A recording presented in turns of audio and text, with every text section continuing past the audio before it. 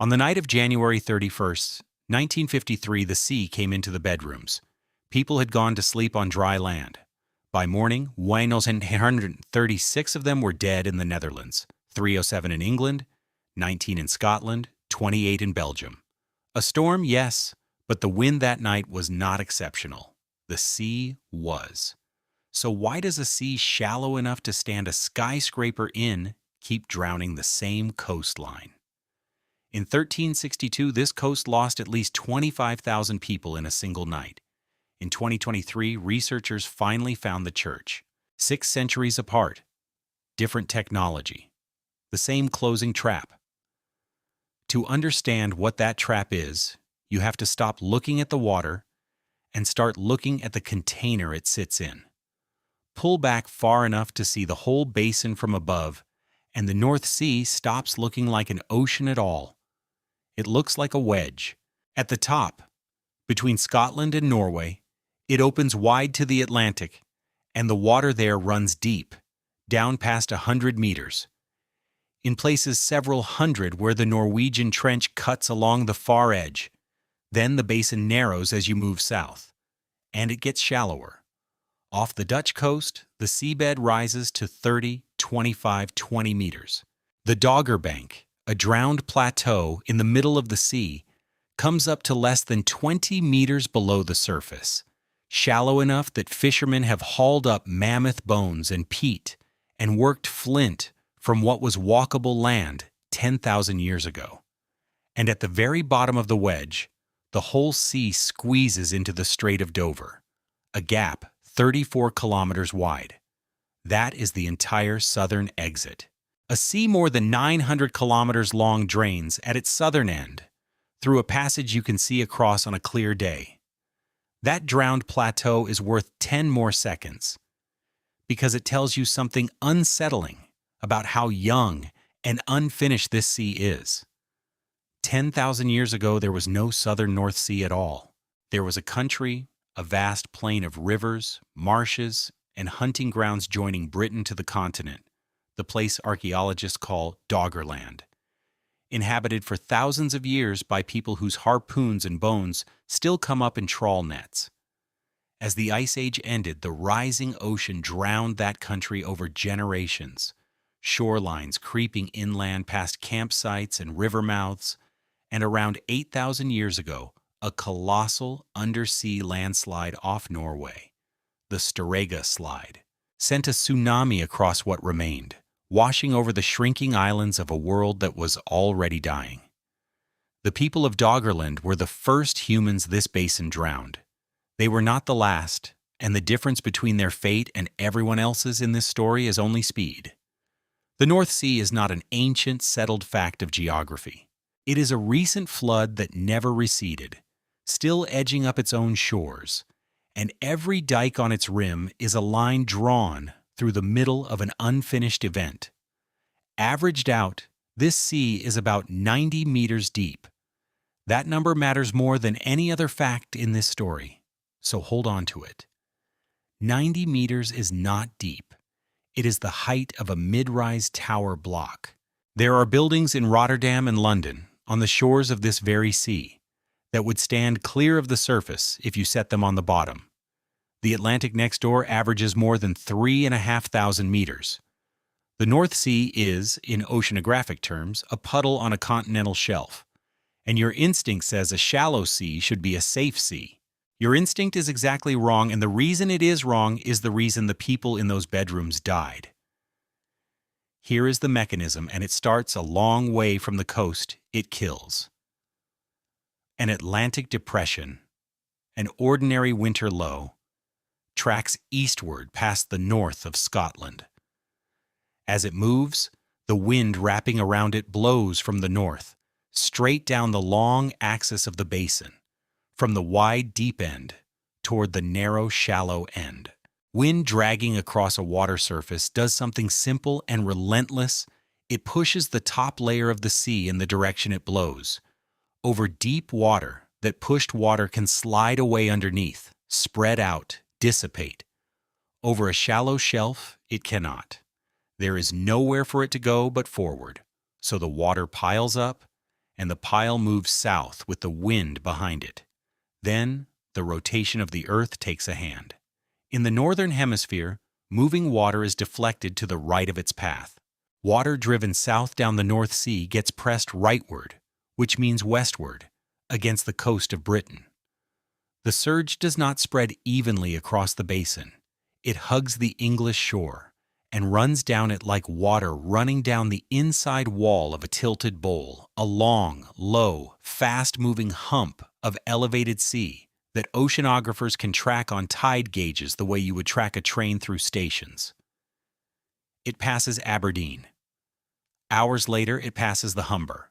Hours after that, it reaches the Thames estuary, and then it swings east along the funnel's closed end toward Belgium and the Netherlands, into the mouths of the Scheldt and the Rhine and the Meuse.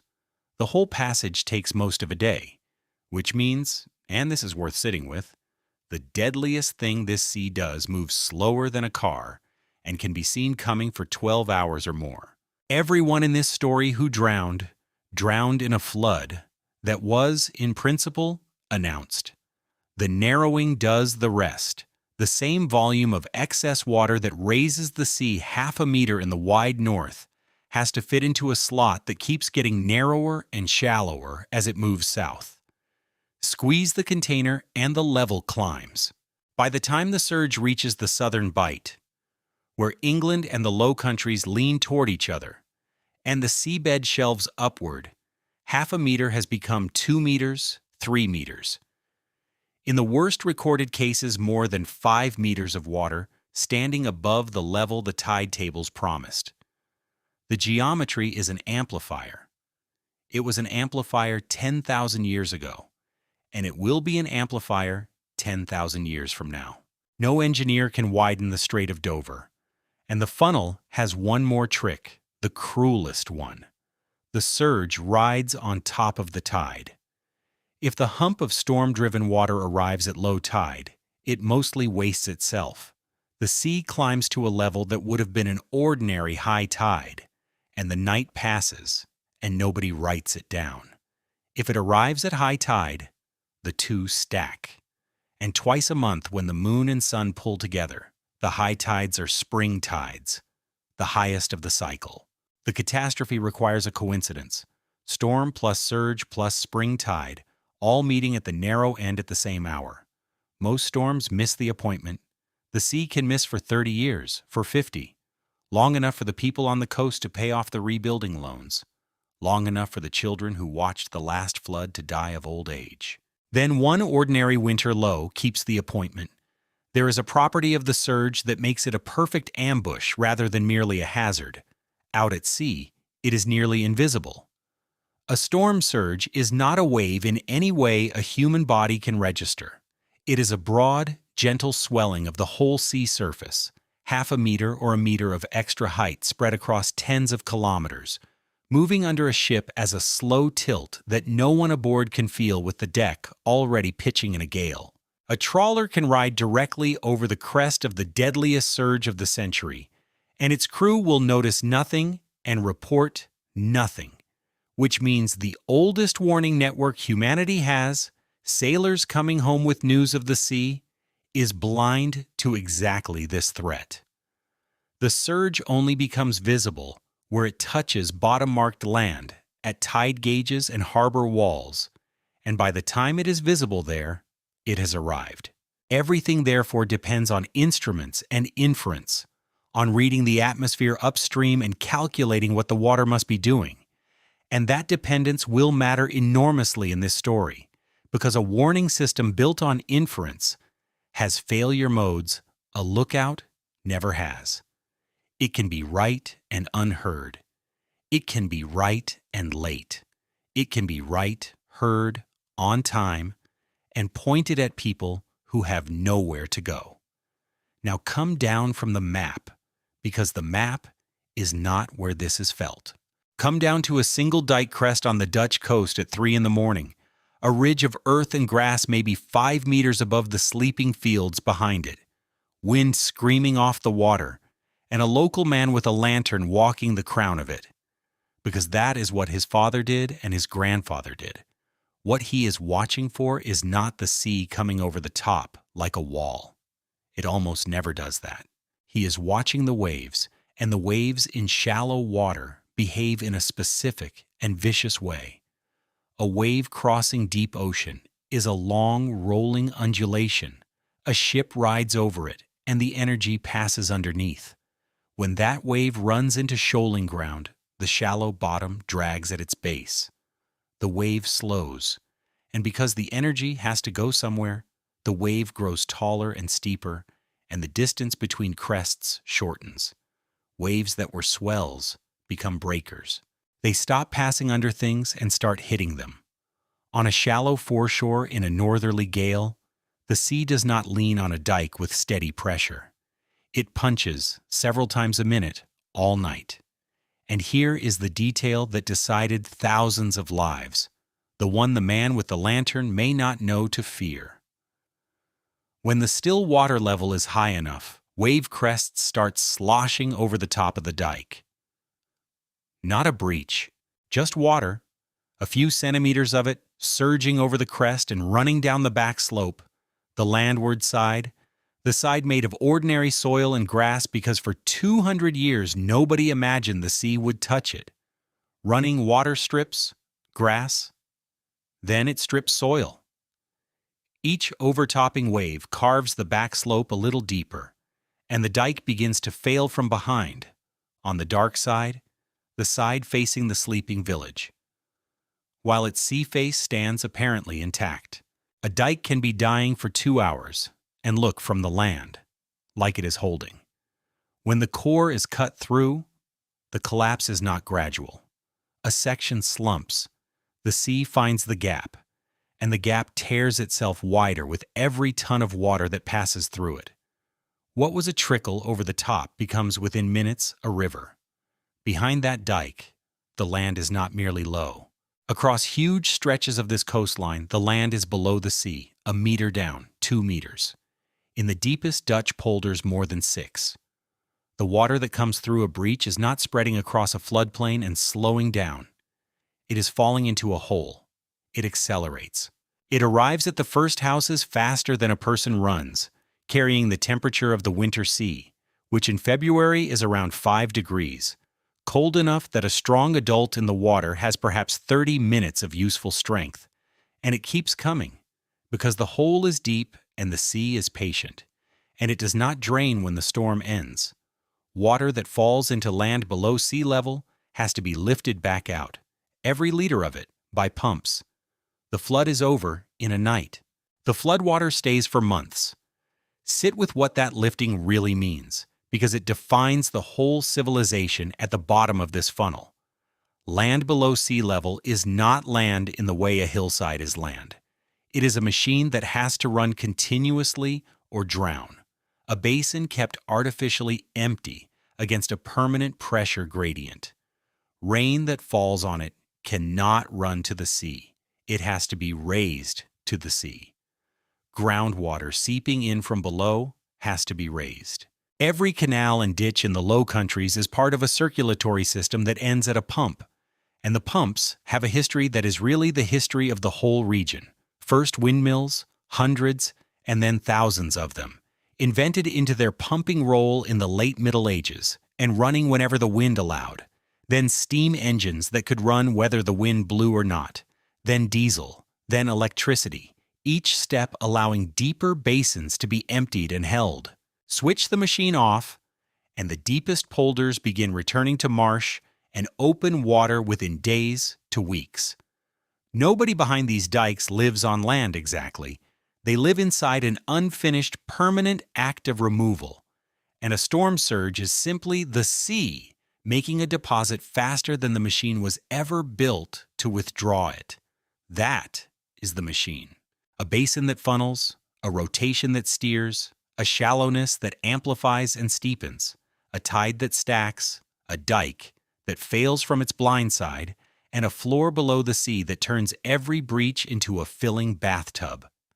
No single link is exotic. School children on this coast learn most of them. Yet the machine has run, with the same result, over and over. for as long as there has been anyone on this shore to write it down, through eras with utterly different tools. And that is the real question of this story. Not why the North Sea floods. You now know why it floods. The question is why the trap keeps resetting. Why every generation's fix becomes the setup for the next generation's catastrophe. And why, knowing everything you now know, there are more people and more value sitting at the bottom of the funnel tonight than at any point in human history. Because here is the obvious objection, and you should be making it. If this shallow sea has been ambushing this coast since before anyone could write, why would anyone live there at all? Nobody builds a city on a fault line by accident 20 times in a row. The answer is that the same geography that makes the trap also baits it. The land at the funnel's end is not ordinary land. It is river silt and marine clay, laid down by the Rhine and the Meuse and the tides themselves, some of the most fertile soil on the continent, flat, stoneless, endlessly renewed. The shallow sea above it was, for centuries, one of the richest fisheries on Earth. The herring shoals of the North Sea fed half of medieval Europe and financed cities.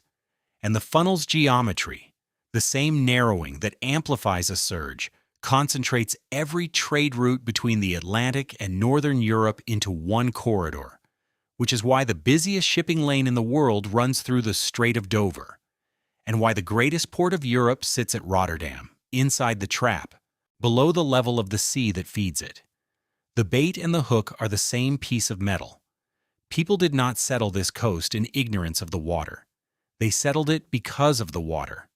And the first people who did it, the ones who moved onto the bare tidal flats more than 2,000 years ago with no walls, no pumps, and no state behind them, understood the trap better than almost anyone who came after. What they built and what their descendants chose to stop building is where the resetting begins. Around the year 47, a Roman officer named Pliny the Elder served with the fleet on this coast, and what he saw there disturbed him enough that he wrote it down in his natural history. In the far north of Germania, he reported, twice in every day and night the ocean poured across a vast plain, so that you could not tell whether the ground belonged to the land or to the sea. And in the middle of that drowned country lived a people, the Chauci, who had built themselves mounds of earth, raised by hand above the level of the highest tide they knew, and set their houses on top. When the water came in, Pliny wrote, they looked like sailors. When it went out, leaving their mounds standing over the mud flats, they looked like the survivors of a shipwreck. They caught fish as the tide delivered it. They burned dried mud, as he understood it, for warmth because there was no wood. He pitied them openly. These, he wrote, are people who would call it slavery to be conquered by Rome. Read past the Roman condescension and look at what the Chauci had actually engineered, because it is more sophisticated than Pliny grasped. Those mounds, called Turpin in Frisian, Vierden or Wharfton in the dialects along the coast, were not desperate hummocks. They were multi-generational civil engineering.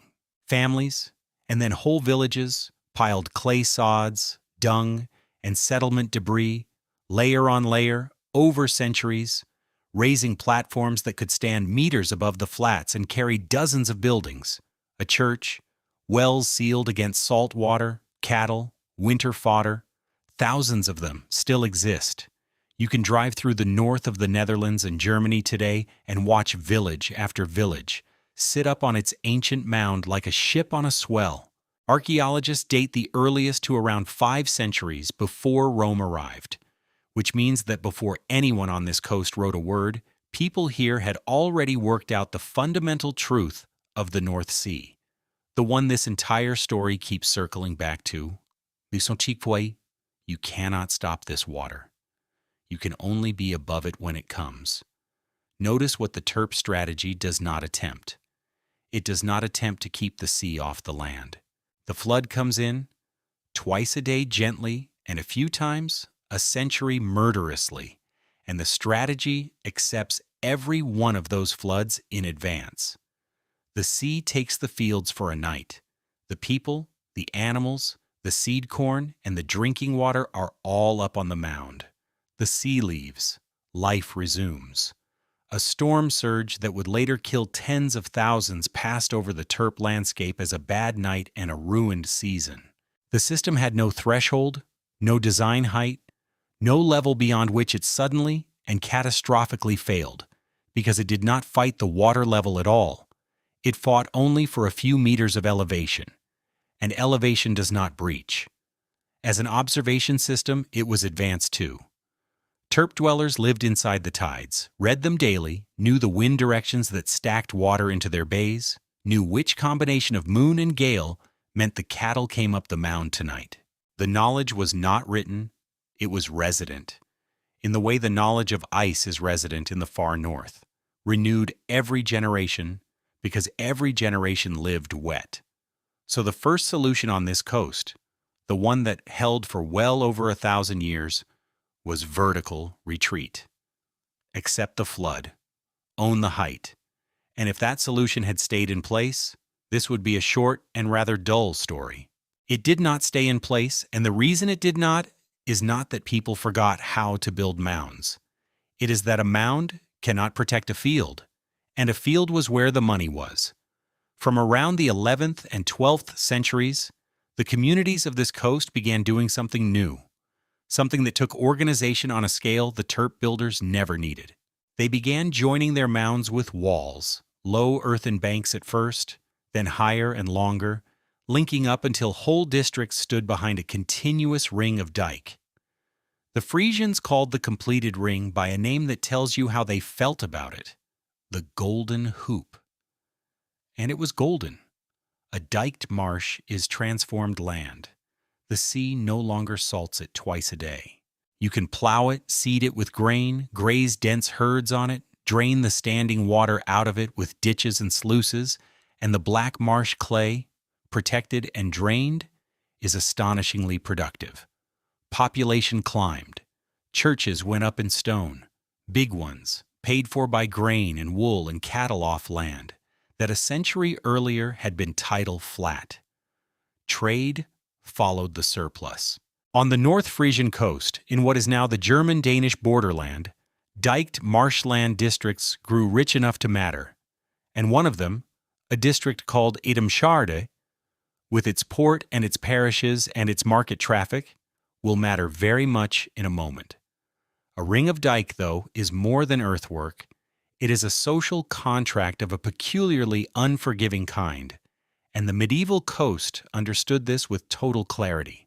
A dike protects nobody unless it is continuous, and it is only as high and as sound as its worst-maintained meter, which means every farmer's laziness is every neighbor's death sentence. So the communities that built the Golden Hoop also built law around it, some of the oldest surviving administrative law in Northern Europe. Responsibility for the wall was parceled out length by length.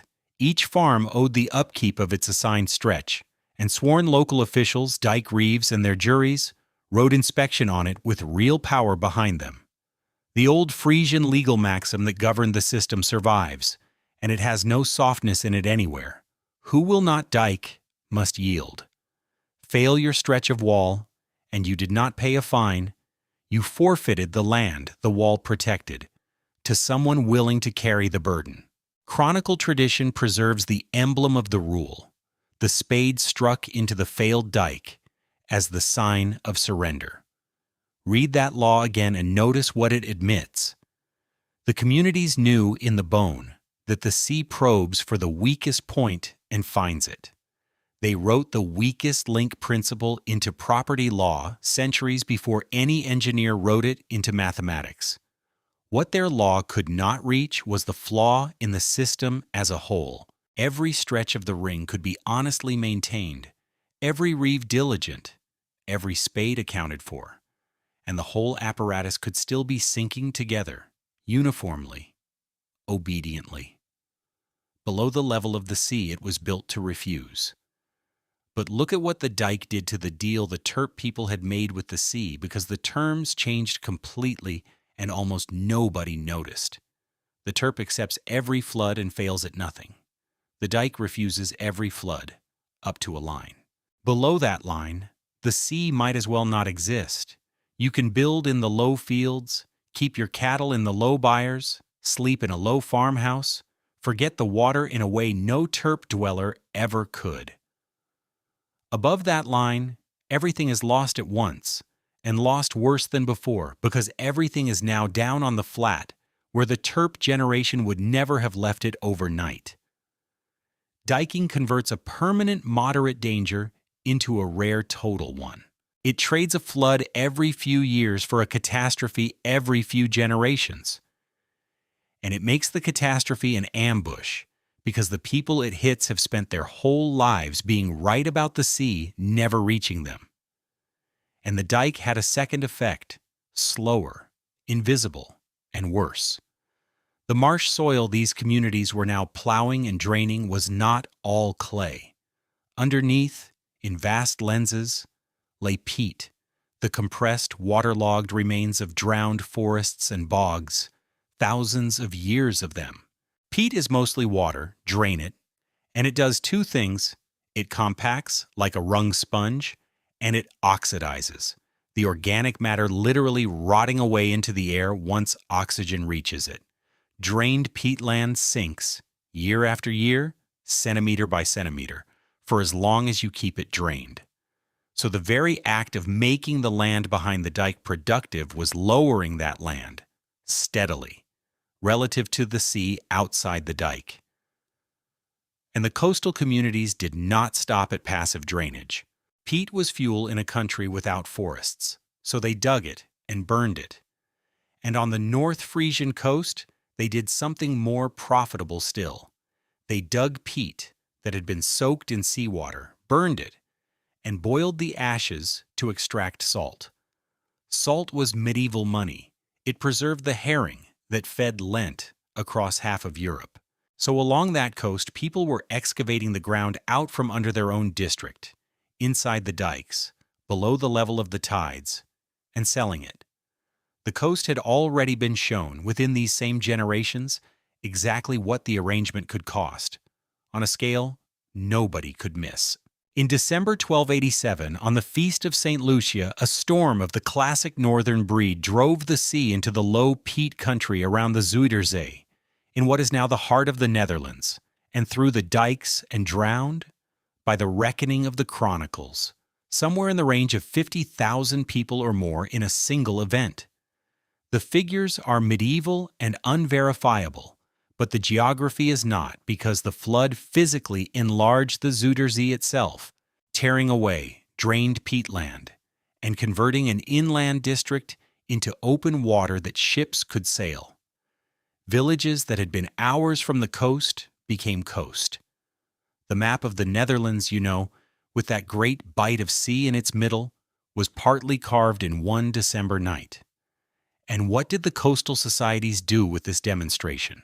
What every chapter of this story does with every demonstration. They mourned. They rebuilt the walls a little higher, and they went on draining, digging, and sinking, because the flood was read as weather, an act of God, a visitation, and not as what it actually was, the invoice for the system. There was no conceptual apparatus for reading it any other way. Subsidence was invisible, sea level was unmeasured, and the only theory of disaster available was sin. Put the whole system together and watch what it is quietly doing. The dike keeps the sea out, so the daily deposits of silt that used to build the marsh up have stopped. The land no longer rises. The drainage empties the soil, so the land is actively sinking. The peat digging accelerates the sinking and hollows the district out from below. Every year of prosperity, the fields drop a little further beneath the level of the high tide on the other side of the wall, which means every year the dike is holding back a little more head of water than the year before, and every year the consequences of a breach grow because water falls harder into a deeper hole. The defense is manufacturing the disaster it defends against. Nobody in the 12th or 13th century could measure any of this. There were no benchmarks, no surveys, no records of relative sea level. All anyone could see was that the harvests were good, the dikes were holding, and the district was richer than their grandparents could have dreamed. Grandparents whose houses, up on the old mounds, now looked like relics of a cruder age. Generations passed like that. The dikes held through ordinary storms, which proved they worked. Prosperity compounded. And the whole arrangement, the sunken fields, the salt money, the wall holding back a sea that now stood above the land at every high tide, sailed on toward the 16th of January, 1362. The storm that arrived that night has a name in the chronicles of 3 countries. In England, where it struck first, they recorded a great wind on the 15th of January that tore down towers and steeples, including part of the spire of Norwich Cathedral. In the German lands, they came to call it the Große Mandrenke, the Great Drowning of Men. It was, as near as historians can reconstruct, exactly the machine you already understand. A ferocious Atlantic low driving across the British Isles and into the North Sea, winds swinging into the northwest behind it. A mass of ocean shoved southeast across the shallow shelf and into the funnel's corners, arriving on top of the tide. In the marshes of North Frisia, the surge came in the darkness of the night of the 15th to the 16th, and it came onto a coast that had spent 2 centuries preparing itself, in every particular, to be destroyed by it. Be clear about what can and cannot be known across 6.5 centuries, because this story's credibility rests on the distinction. No barometer existed in 1362. No gauge measured the surge. The storm's track is a reconstruction, assembled by historians and geoscientists from the damage trail the chronicles preserve. England struck first from the west, then the German bite, the signature of a deep low crossing the islands and dragging northwest gales across the shallow southern sea, and from the physical evidence in the sediments, where layers of marine sand lie abruptly across drowned peat and plow soil, like a page torn and pasted into the wrong book. What the record supports is the shape of the event, not its statistics, and the shape is enough, because the shape is the familiar one. This was not a mystery storm. It was the standard storm, the funnel's own signature weather, arriving at the standard angle onto a coast whose alterations had quietly moved thousands of people below the line where the standard storm kills. Think about the sequence from inside a diked parish of Edomshard that night, using only what the evidence supports. The people there were not fools, and they were not passive. They were the heirs of the most water-literate culture in Europe. But their inheritance had been split. The Terp generations had bequeathed them the knowledge, and the dike generations had bequeathed them the confidence, and on this night the confidence was the operative inheritance. The first warning would have been the wind itself, hours of it, harder than the storms the dikes had already survived, and that is precisely the trap of a survived storm. Every gale a dike outlasts is recorded, in the minds of the people behind it, as evidence about the next one. The dike had always held. The reasonable interpretation of the wind for a family in a low farmhouse on reclaimed marsh was a bad night, not a last one. The practical pressure ran the same way. It was January. Moving a household, cattle, fodder, and stores through a winter storm at night to the old high mounds, if your parish even still kept them, was a real cost against a danger that had never once materialized in living memory. Staying was not recklessness. Staying was the lesson of every previous storm. Somewhere in the black hours, that lesson expired. The still water level outside climbed past anything the dikes had been shaped for.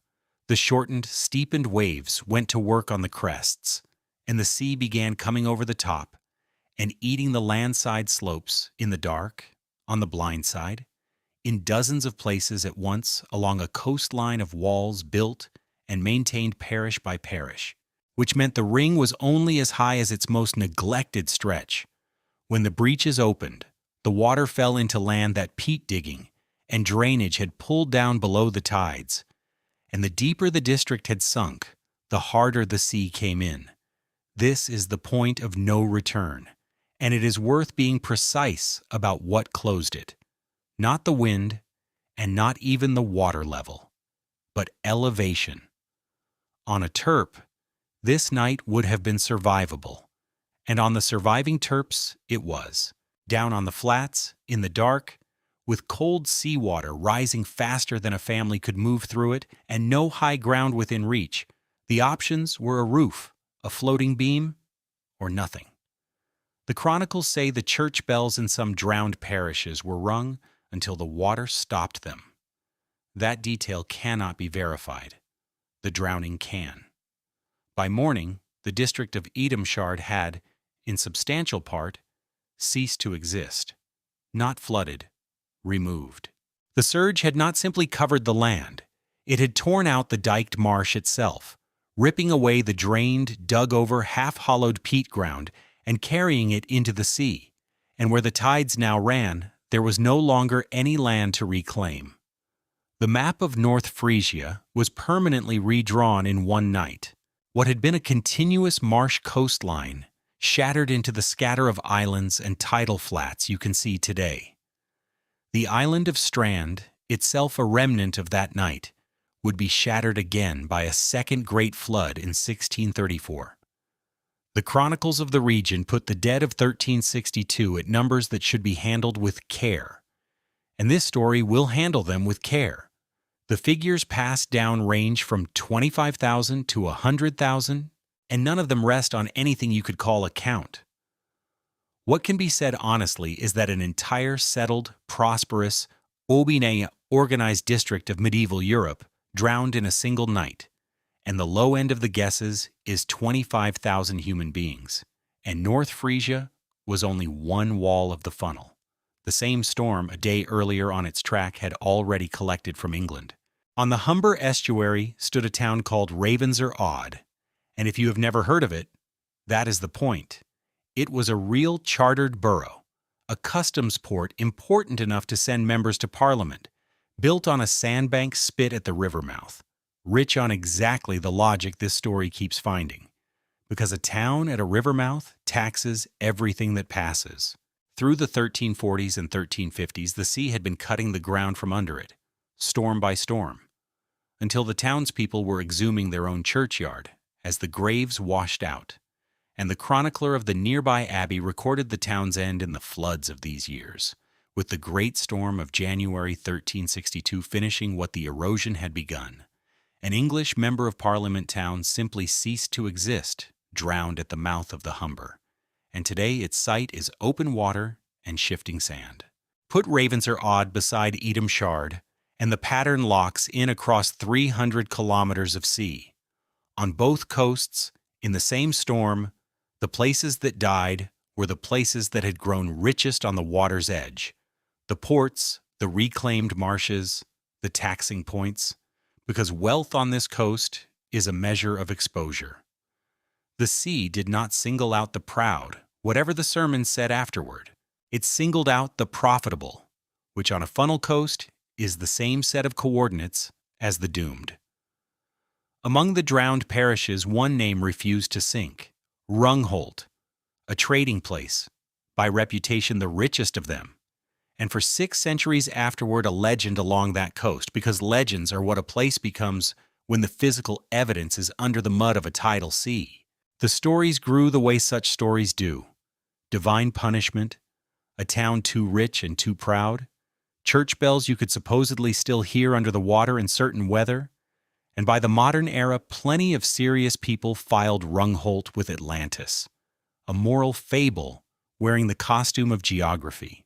Fishermen and wadden walkers kept turning up worked wood and pottery out on the flats near the islet of Sudfall, and a local farmer named Andreas Busch spent decades in the early 20th century mapping timber remains exposed at low tide. But the sea that took the town also took the proof. The same tides that briefly uncovered a well or a sluice would bury or destroy it within seasons.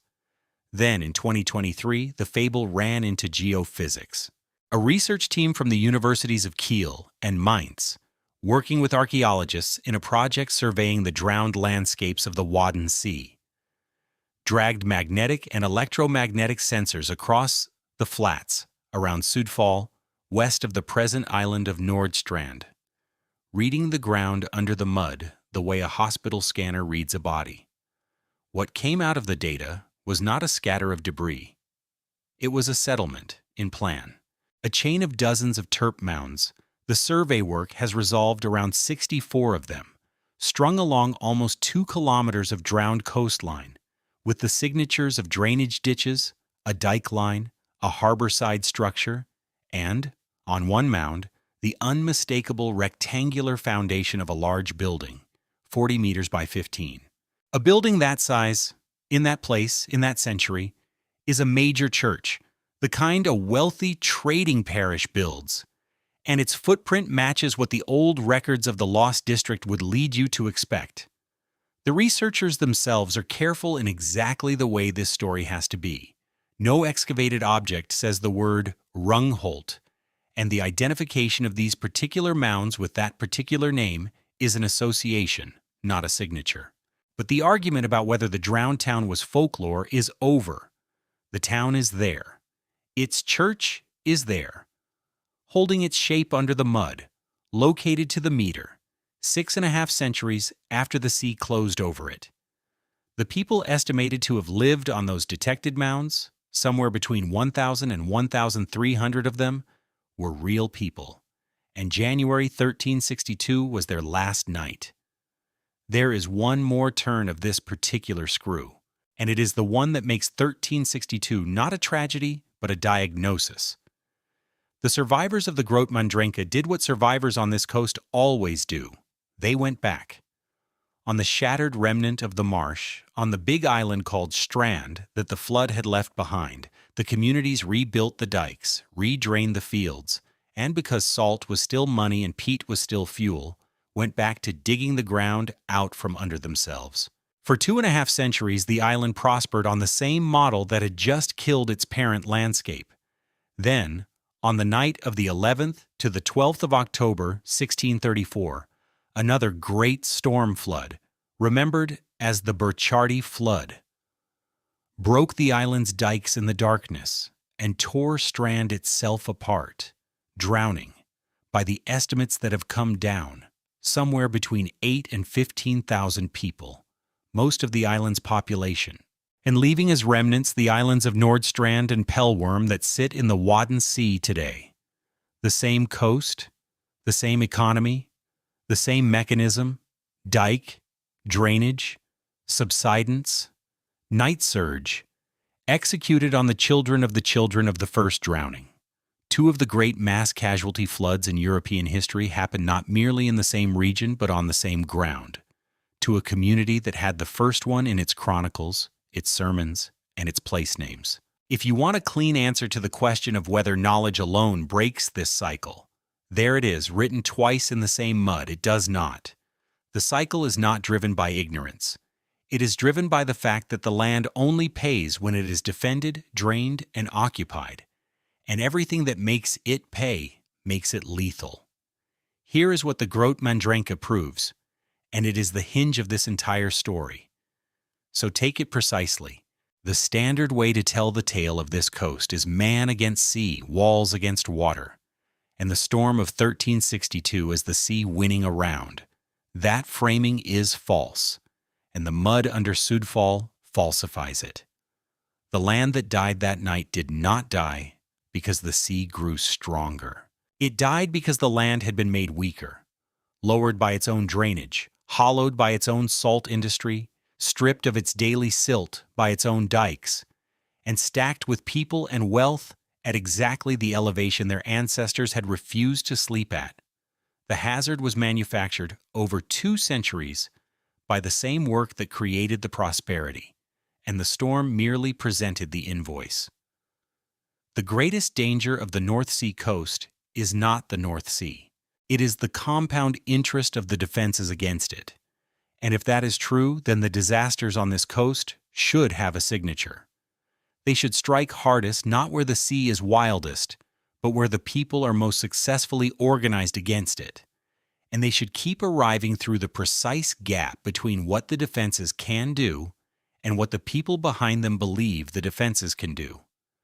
Test that prediction against what follows, because the next time this story stops, it is not at a dike at all.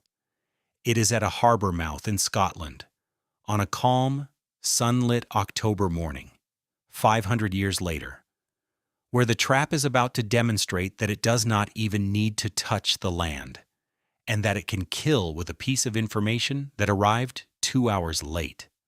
Eyemouth sits on the Berwickshire coast of Scotland, a few kilometers north of the English border, a stone town wrapped around a small harbor at a river mouth, facing the open North Sea. In 1881 it lived on fish the way Edomshard had lived on grain and salt. Nearly every working man in the town went to sea, in open and half-decked sailing boats, luggers crewed by 6 or 7, and the fishing that fed them was not done in the harbor's shelter.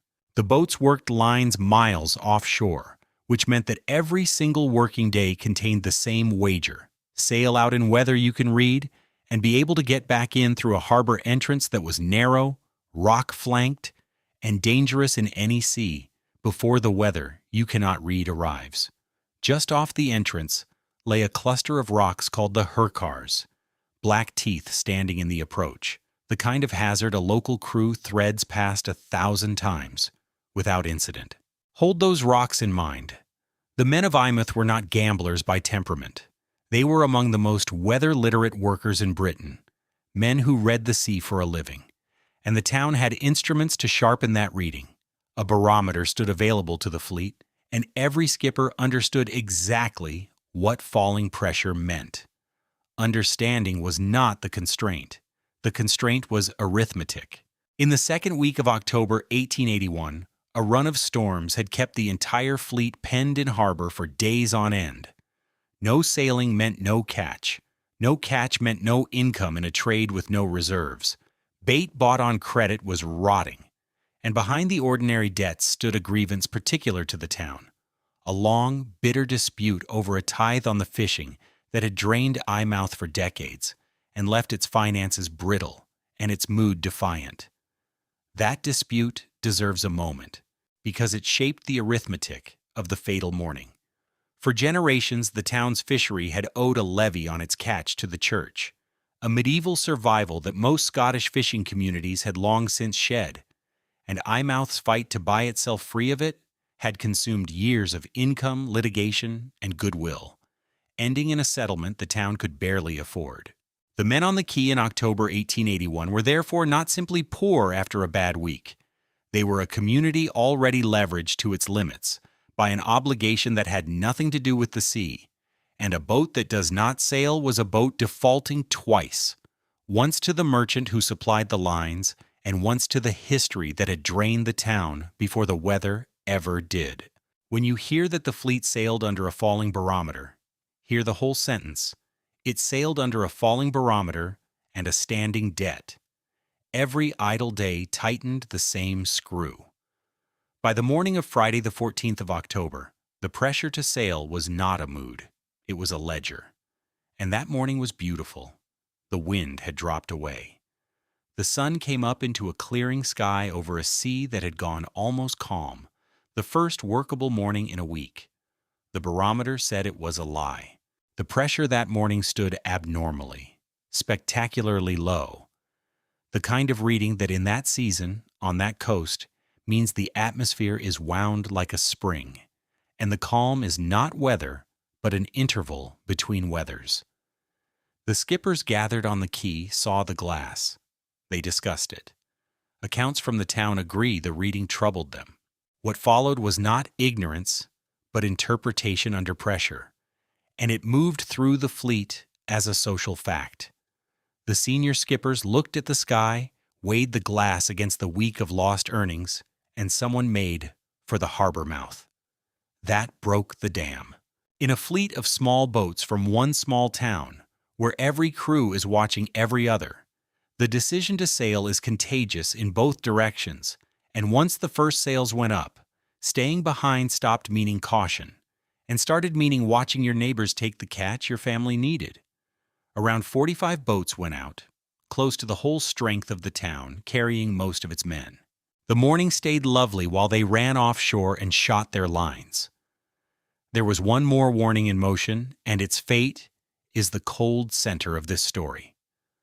The fishery authorities at Yarmouth, far down the English coast, had that morning issued a gale warning, and a telegram carrying it was transmitted north to Eyemouth. The technology worked. The wire hummed, the message arrived. The system did precisely what the Victorians had built it to do. It reached the Eyemouth post office after the fleet had sailed. The most advanced information network on Earth had carried the right answer to the right place, 2 hours too late to be an answer at all, and there was now no technology in existence that could pass it on. The boats over the horizon had no radio, no telegraph, nothing but their own eyes. Whatever happened next was going to happen to men who had been correct to believe, when they cleared the harbor, that no warning existed. It came shortly after midday, and the survivors' accounts agree on its speed, a darkness rising in the northwest, and then a wind that arrived not as a strengthening, but as a blow, hurricane force within minutes, with squalls of rain and hail that cut visibility to nothing, on a fleet scattered miles offshore with lines down. The sea that had been calm at breakfast became within the hour steep, short, breaking chaos, and every crew now faced the same brutal decision tree with no good branches. Run for Eyemouth, and you must take a narrow, rock-flanked entrance with a monstrous following sea driving you at the Hurkars. The harbor that means safety is, in these conditions, itself the killing ground. Stand out to sea, and you must keep an open boat afloat all night in a hurricane, soaked, freezing, and exhausted. Run south for a bigger, safer harbor, and you must survive hours of coast where any single breaking sea can end you. There was no correct answer, only different exposures, and the fleet split among them. What the town saw is the part that does not leave you. The storm that caught the boats also filled the shore with their families, because in a fishing town everyone knows what a sky like that means, and the cliffs and the harbor walls of Eyemouth were lined with women and children and old men watching the sails struggling home. They watched boats come within yards of the entrance and go onto the Hurkar rocks in full view, close enough to see men in the rigging, close enough in moments between squalls to know exactly whose boat, whose husband, whose sons. Boat after boat either broke on the rocks, capsized in the entrance, or vanished seaward into the murk. And the watching went on all afternoon and into the dark, and then it went on for days, as the boats that had chosen to ride the storm out limped in one by one, some to harbors far down the coast, each arrival redrawing the lists of the lost and the spared. The shore did not only watch, it fought, with what a fishing town has. Men waded into the surf at the harbor mouth with ropes, formed chains, hauled at wreckage as it came ashore. And some of the handful who survived the Hurkars owed their lives to being dragged, half drowned, up the stones by their neighbors' hands. Other would-be rescuers were themselves nearly taken by the same seas, because a breaking harbor entrance does not distinguish between the drowning and the helping. And that shoreside struggle is worth marking as a general truth this story will need again. Rescue on this coast is not a service that arrives. It is a second exposure that volunteers accept, and its reach that afternoon was measured in the length of a rope. Beyond rope range, seamanship was the only rescue there was. Some skippers refused the harbor entirely, judged the entrance unsurvivable, and took the harder, colder choice of turning back into the storm to ride it out. Open boats standing off a lee shore through a hurricane night, crews bailing and praying, in oilskins stiff with cold, and it was those crews, mostly, who lived. When the counting was finished, the disaster had taken 189 fishermen from that short stretch of coast in one afternoon. 129 of them were from Eyemouth alone, out of a town of perhaps 3,000 people, its whole working generation gutted at a stroke. The rest came from the neighboring villages that had sailed into the same trap. The counting that mattered was on land. 93 widows, and 267 children left without fathers. There were streets in Eyemouth where every second door had a death behind it, and no money on earth would touch the actual wound, which was that the town had watched it happen from the shore, at a distance where you could shout to the drowning and not be heard. What Britain did afterward is its own measure of the event. The disaster cut so deep into public feeling that a national relief fund was raised, tens of thousands of pounds from across the country, administered for decades to keep the widows and orphans of a single small coast from destitution. And the account books of that fund are one of the reasons the human numbers of Black Friday are known with such terrible precision. Family by family, allowance by allowance. The town itself had no choice about its future. Eyemouth's men went back to sea within weeks in the boats that were left, because a fishing town that stops fishing dies a second death, and the sons of the drowned grew up to work the same grounds past the same rocks. More than a century later, the communities of that coast raised memorials to the day, rows of sculpted figures of the women and children who stood watching on the shore, and the fact that the watchers, not the boats, are what the memorials show tells you what the town understood the disaster to be, not a storm, a severing witnessed. The disaster fund had an inquiry's clarity even where it had no inquiry's name, and the lesson it fixed was this: nothing about Black Friday was a failure of knowledge. The barometer was read correctly. The gale warning was issued correctly. The seamanship, by every account, was extraordinary. Men brought open boats through a hurricane that afternoon by skill that has few equals in the record. Every component worked, and 189 men died anyway, because the warning and the fleet were separated by 2 hours, and the sea at the narrow end of this basin can transform completely in less time than that. A correct warning that arrives late is not a warning. It is an epitaph with a timestamp, and that reframes the whole problem this coast faces in a way the dike builders of 1362 would not have recognized. Their catastrophe was a failure of elevation. Eyemouth's was a failure of timing, and timing, unlike elevation, looked solvable. The telegraph that failed by 2 hours would become the wireless. The wireless would become the shipping forecast. The barometers would become a national meteorological service watching the whole Atlantic. Every improvement shaved the gap between what the atmosphere was doing and what the people in its path could know. By the middle of the 20th century, the nations around the North Sea possessed storm warning services that the skippers of 1881 would have taken for sorcery. And the obvious conclusion, the one whole societies quietly drew, was that the timing problem was beaten, and with it, the trap itself. 72 years after Black Friday, on the last night of January 1953, that conclusion was tested on the largest scale the basin had seen in 300 years. You already know the death toll. What you do not yet know is the detail that should keep you up at night. Of the two countries that took the blow, the one with the more advanced warning operation was the one that lost 1,800 people. The problem was not that the warning failed to exist. The problem was that it existed and could not find anyone awake to hear it. The storm of 1953 was tracked from birth. That is the first thing to understand about it. Nothing about this system snuck up on the meteorologists. A depression formed in the Atlantic south of Iceland late in January and moved towards Scotland, and the weather services watching it saw an ordinary winter low. On Friday the 30th of January, it passed north of Scotland, and then it did the two things that armed the trap. It deepened, hard, its central pressure falling toward the bottom of the winter's range. And instead of carrying on eastward toward Scandinavia the way most lows exit the stage, it turned, swinging southeast into the North Sea itself, dragging its wind field down the length of the basin. Behind and around that center, the winds set in from the north and northwest and blew, at gale to violent storm force, along virtually the entire 900-kilometer fetch of the sea for the better part of a day.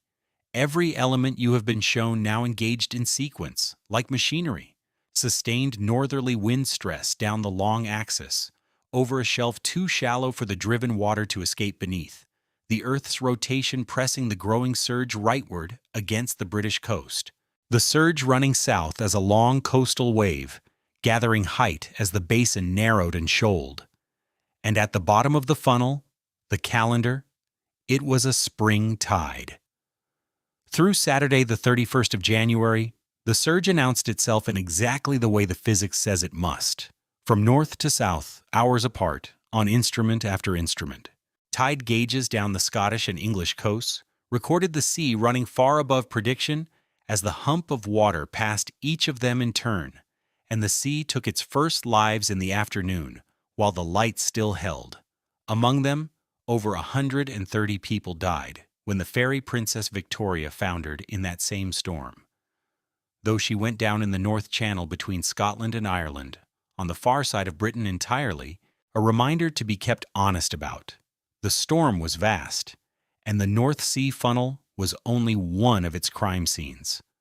Along the funnel itself, the timetable ran on.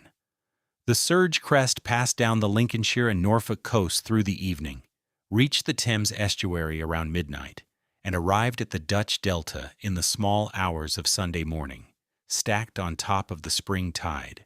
And at the coast, the numbers stopped being weather and became elevation.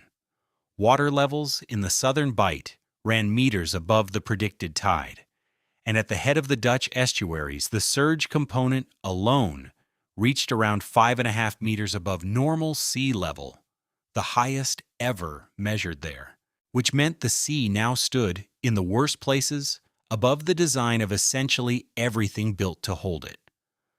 Follow the wave through England first, because England met it first, and because England's failure had Eyemouth's exact shape. Not too little knowledge, but no path from the knowers to the sleepers. British forecasters had watched the storm all day, and gale warnings were current. What did not exist was any national system for flood warning, any organized way to translate a meteorologist's alarm into a constable knocking on a door in a seafront street at midnight. County by county, the surge arrived ahead of its own news, at Lincolnshire and along the Norfolk coast in the evening. The sea broke through dunes and walls and into bungalow settlements at Snettisham and Heacham and Hunstanton, low plotland communities of retirees and light timber homes, and people died within a few hundred meters of neighbors who slept on unaware. The breaches tore south through the night, over 1,000 of them along the English east coast by morning. At Jaywick in Essex, a plotland village below the level of that night's sea, the water came in fast and dark, and 35 people drowned, most of them elderly, many in single-story homes with no upstairs to climb to. Remember the terp. A staircase is a terp, the smallest one there is, and on this night on both sides of the sea, the single strongest predictor of survival was whether your home had a second story. Then, Canvey Island. Canvey sits in the Thames estuary, a marsh island reclaimed and diked in the 17th century by Dutch engineers, which is an irony the night did not overlook, and by 1953 it held over 10,000 people, much of it in bungalows, all of it below the level of a high spring tide, all of it wrapped in an aging earth wall. The surge reached it in the darkest hours after midnight. The walls did not fail politely at one point.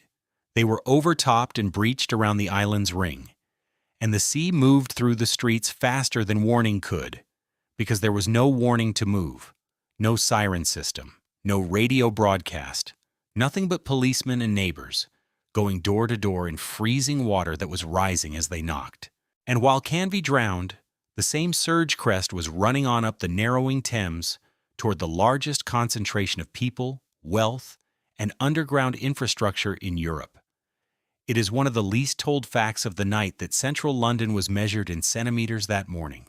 The surge pushed the river to the brink of the embankment walls. Water stood at the lip of the defenses in the heart of the capital, and downstream sections of wall were overtopped and breached, sending the river into low riverside districts.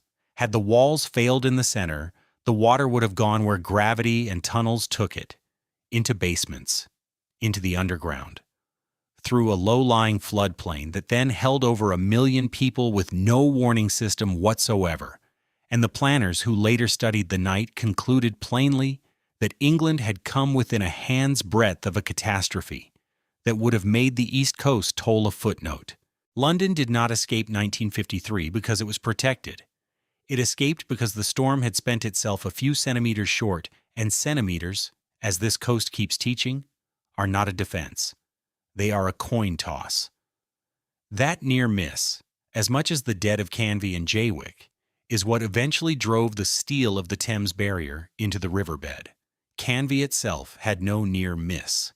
58 people died there out of the 307 the night took in England, and the pattern of the dead was the pattern of Jaywick again. The old, the unlucky, and the ground floor sleepers, drowned or dead of exposure in the hours they spent on roofs and furniture waiting for a rescue that had no way of knowing where it was needed. 32,000 people were evacuated from the English coast that night, and in the days after, 24,000 houses were damaged. And still, everything England suffered was the smaller half of the night. The English rescue that night deserves its own accounting because it demonstrates the pattern this story flagged at Eyemouth, that on this coast, rescue is a second exposure. The lifeboats of the East Coast launched into the same storm that was drowning the land. Volunteer crews taking open boats out into a violent northerly gale and darkness to answer ships in distress across the North Sea's worst night in living memory, and inland from them. The flooded streets were worked by whatever could float and whoever would go. Rowing boats, Army DUKW amphibious trucks, firemen and police and neighbors wading chest-deep in freezing water to pull the elderly off tables and out of lofts. Communication had failed at every level that mattered. Telephone lines were down, exchanges were flooded, and in the gap, amateur radio operators set up emergency networks that for hours were some of the only links working between cut-off communities and the authorities trying to map the disaster. That image, volunteers with home-built radio sets doing the work of a national infrastructure, measures precisely what was missing. Not courage, not equipment, not knowledge, but organization designed in advance. Every element of a warning and rescue system existed in England that night as improvisation. None of it existed as a system. The Dutch half of the night would prove that even that distinction was not yet the deepest problem, because the surge's last stop was the Delta, and the Delta was the trap fully sprung. The southwest of the Netherlands is where the funnel ends, a lacework of estuary islands, Schouwen-Duiveland, Guri over Flakkie, Tholen, the Zeeland and South Holland Delta, land assembled over centuries by exactly the process you watched in Frisia, diked, drained, subsided, much of it below sea level, all of it dependent on walls, and behind those walls that night slept a population with, and this must be said plainly, one of the best storm warning services on Earth.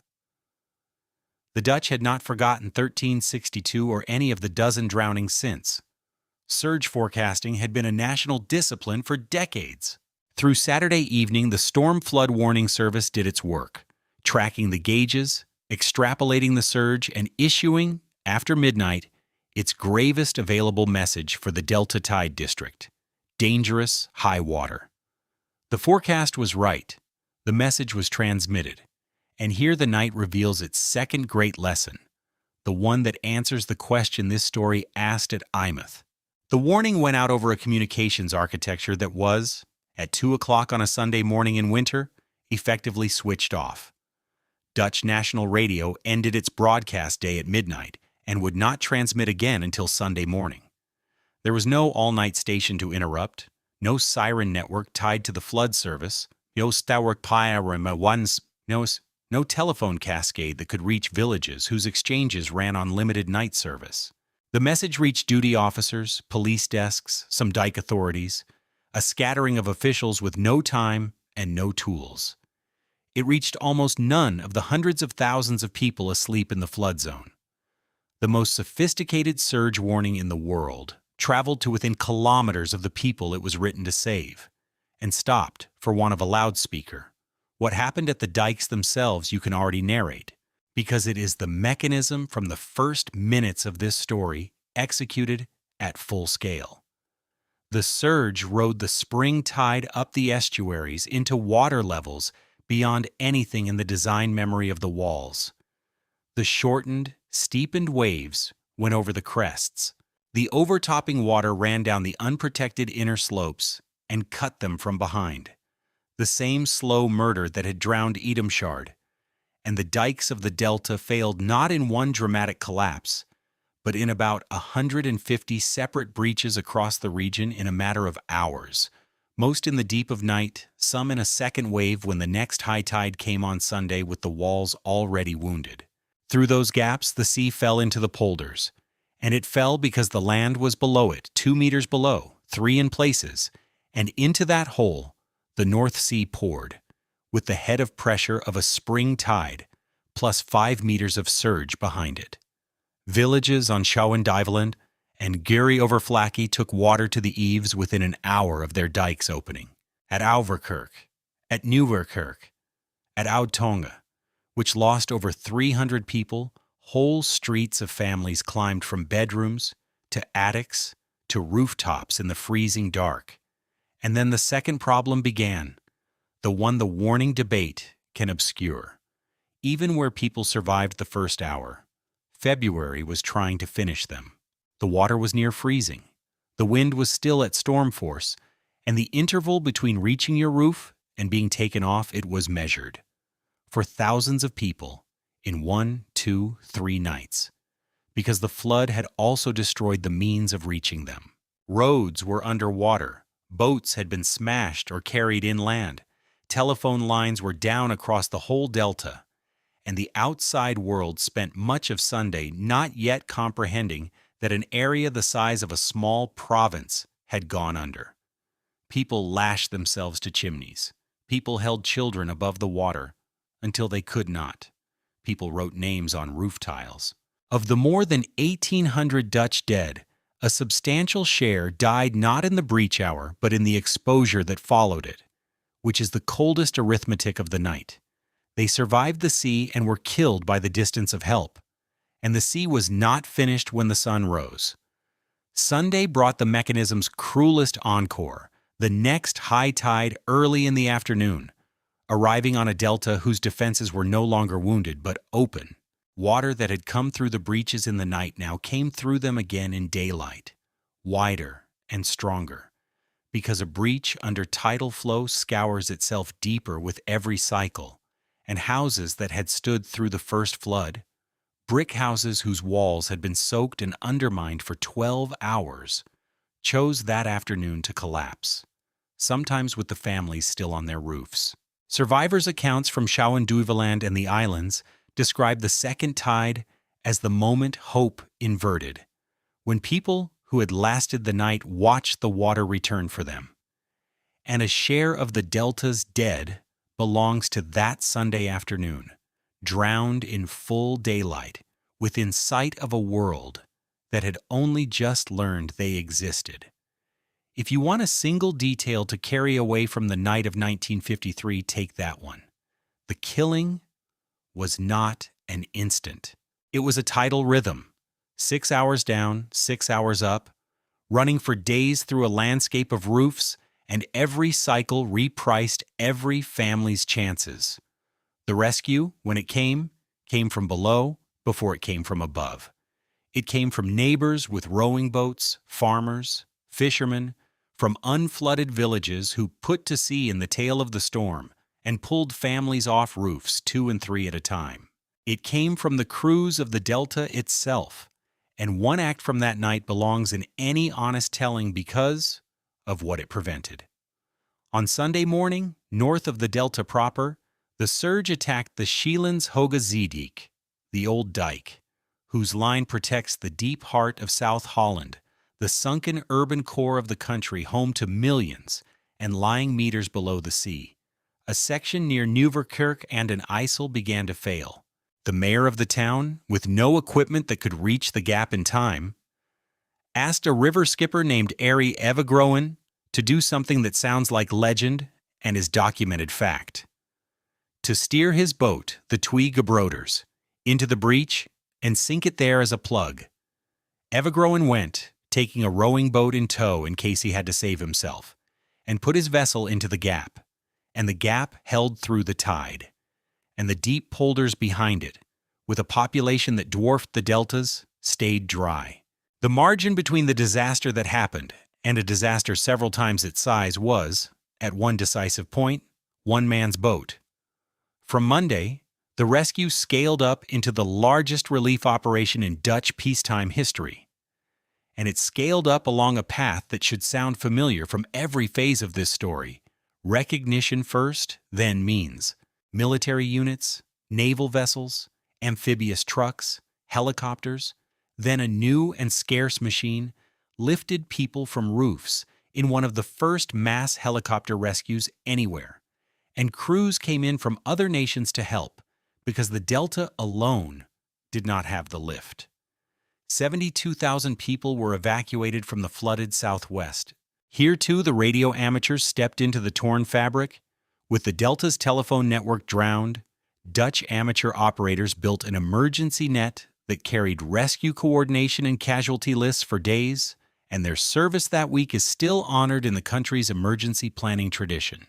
The evacuation itself was a logistics war. Tens of thousands of people, many of them hypothermic, shoeless, carrying nothing, distributed across the unflooded Netherlands into schools, churches, and private homes, while behind them, the drowned islands were handed over to salvage crews in the grimmest work of all, the recovery and identification of the dead, parish by parish, a process that in some communities took weeks and rewrote the population registers of entire villages. And when the water was finally pushed back, over months, dike by rebuilt dike, pump by pump, the ledger of the night read 1,836 dead in the Netherlands, 307 in England, 28 in Belgium, 19 in Scotland, beyond the hundreds more the storm had killed at sea. 9% of all Dutch farmland had been under salt water. Some 187,000 head of livestock had drowned. And one figure from the aftermath tells you what the surge had actually attacked. Across the delta, tens of thousands of buildings stood ruined, but the deaths mapped, village by village, not onto wind or rain or any measure of the storm's local violence, but onto elevation and warning, the two oldest variables on this coast, the Terp variable and the Eyemouth variable, unchanged in 6 centuries. So face the night's verdict squarely, because whole nations had to. The country with the better warning service lost 6 times as many people as the country with the worse one, and the reason is not a paradox once you see it. The Netherlands had solved forecasting and not communication, and communication without a receiver is Eyemouth's telegram again, correct, delivered, and useless. But under that lesson sits a deeper one. Even a warning heard in time saves only those with somewhere to go, and the Delta, land of manufactured ground below a manufactured sea level, had spent 3 centuries quietly deleting the somewhere. The night of 1953 proved that forecasting the sea and escaping the sea are different problems, and that the second one is made of dikes, elevation, and minutes. Both countries drew the same conclusion in almost the same words, never again, and both meant it. And both meant something specific and physical by it. Britain convened the Waverley Committee, and out of it came a national flood warning organization charged with making sure no surge would ever again outrun its own news. And in time, the decision to close the Thames itself against the sea with a barrier at Woolwich. The Netherlands convened the Delta Commission within 3 weeks of the flood, and its answer became the Delta Works: shorten the coastline, dam the estuary mouths, Raise every remaining dike to standards set not by the worst remembered storm but by statistics. A defense designed for the 10,000-year water level. Engineering on a scale no coast had ever attempted, aimed squarely and rationally at everything that had just happened. Even before the grand designs, there was the immediate physical problem of the holes. A delta with 150 breaches is a delta the tide owns, flooding and draining twice a day through gaps that every cycle cut wider. And the closing of those gaps through 1953 was an engineering campaign in its own right, fought breach by breach with clay, stone, sunken barges, and finally with giants. For the largest gaps, the engineers brought in massive concrete caissons, among them Phoenix units built for the artificial invasion harbors of 1944, and maneuvered them into the tidal torrents at precisely calculated slack water to slam the door on the sea. The last great breach at Auverquerque on Schouwen-Duiveland was closed that November, 9 months after the flood, and the caissons that closed it still sit in the dike today, housing the National Flood Museum, which is the most honest possible use of them. Behind the reclosed walls lay poisoned ground. Salt had soaked a tenth of the country's farmland, and it took years of rain, flushing, and soil treatment before the fields carried full crops again. The flood of 1953 did not end on the 1st of February.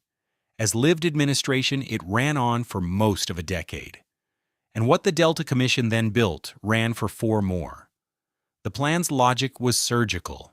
The Delta's mortal weakness was its length, hundreds of kilometers of estuary dike, facing the surge, so the plan amputated the exposure, damming the sea mouths themselves and shortening the defended coastline by roughly 700 kilometers, trading a lacework of vulnerable inner shores for a short chain of massive outer works.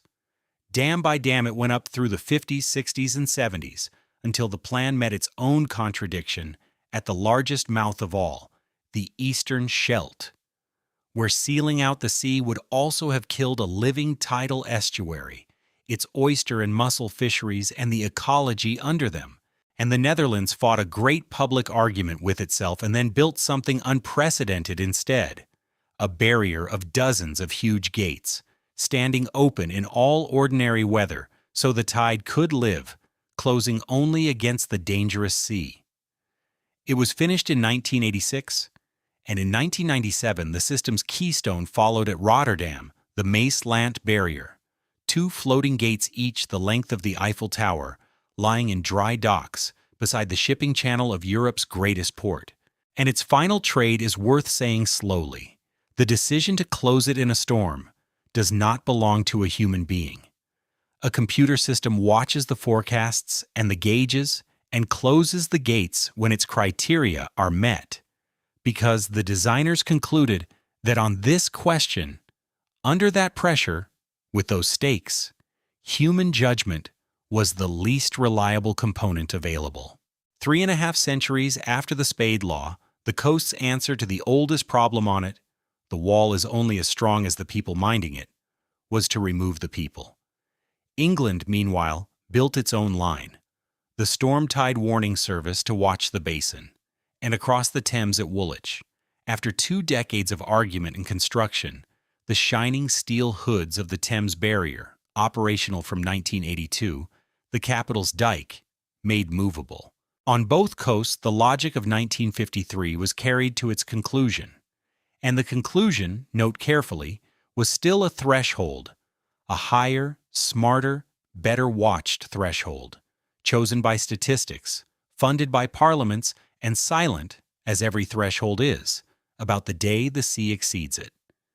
But all of that took decades to build, and the sea does not wait for ribbon cuttings. 9 years after the night of 1953, with the great works barely begun, the sea went around the entire premise and killed more than 300 people in a city 100 kilometers from the coast, in districts that did not consider themselves to be on the sea at all.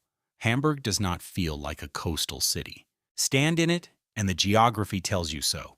The open North Sea is roughly 100 kilometers away, Downstream along the river Elbe, past Cuxhaven and the wide brown mouth of the estuary, Hamburg is a river port, Germany's great one. And in February 1962, its people thought about the sea the way the people of any inland river city think about the sea, which is to say, as scenery at the end of a long drive. Storm surges were something that happened to the coast. The city had dikes, of course, old ones, guarding low districts along the river, and it had flood marks on old buildings from centuries past, but living memory held no drowned streets. And living memory, as this coast keeps demonstrating, is the least reliable instrument on it. What living memory had missed is that an estuary is not a barrier between a city and the sea. It is a corridor, and worse than a corridor, it is one more funnel nested inside the big one. When a surge arrives at the mouth of the Elbe, the same physics that amplified it down the length of the North Sea goes to work again at smaller scale. The estuary narrows, the bottom shoals, and the hump of excess water, with a gale behind it and nowhere to spread, runs upstream, rising as the channel tightens, straight into the harbor of a city that has spent a century building outward onto reclaimed marsh islands in the river. The sea does not have to cross 100 kilometers of land to reach Hamburg. It takes the river door. On the 16th of February 1962, a storm the German Weather Service named Vincennet, a deep low of the same northern breed as 1953's, drove its wind field down the North Sea onto the German Bight, and that night the surge it raised entered the Elbe and went upstream. The warnings existed, and this time they were even broadcast.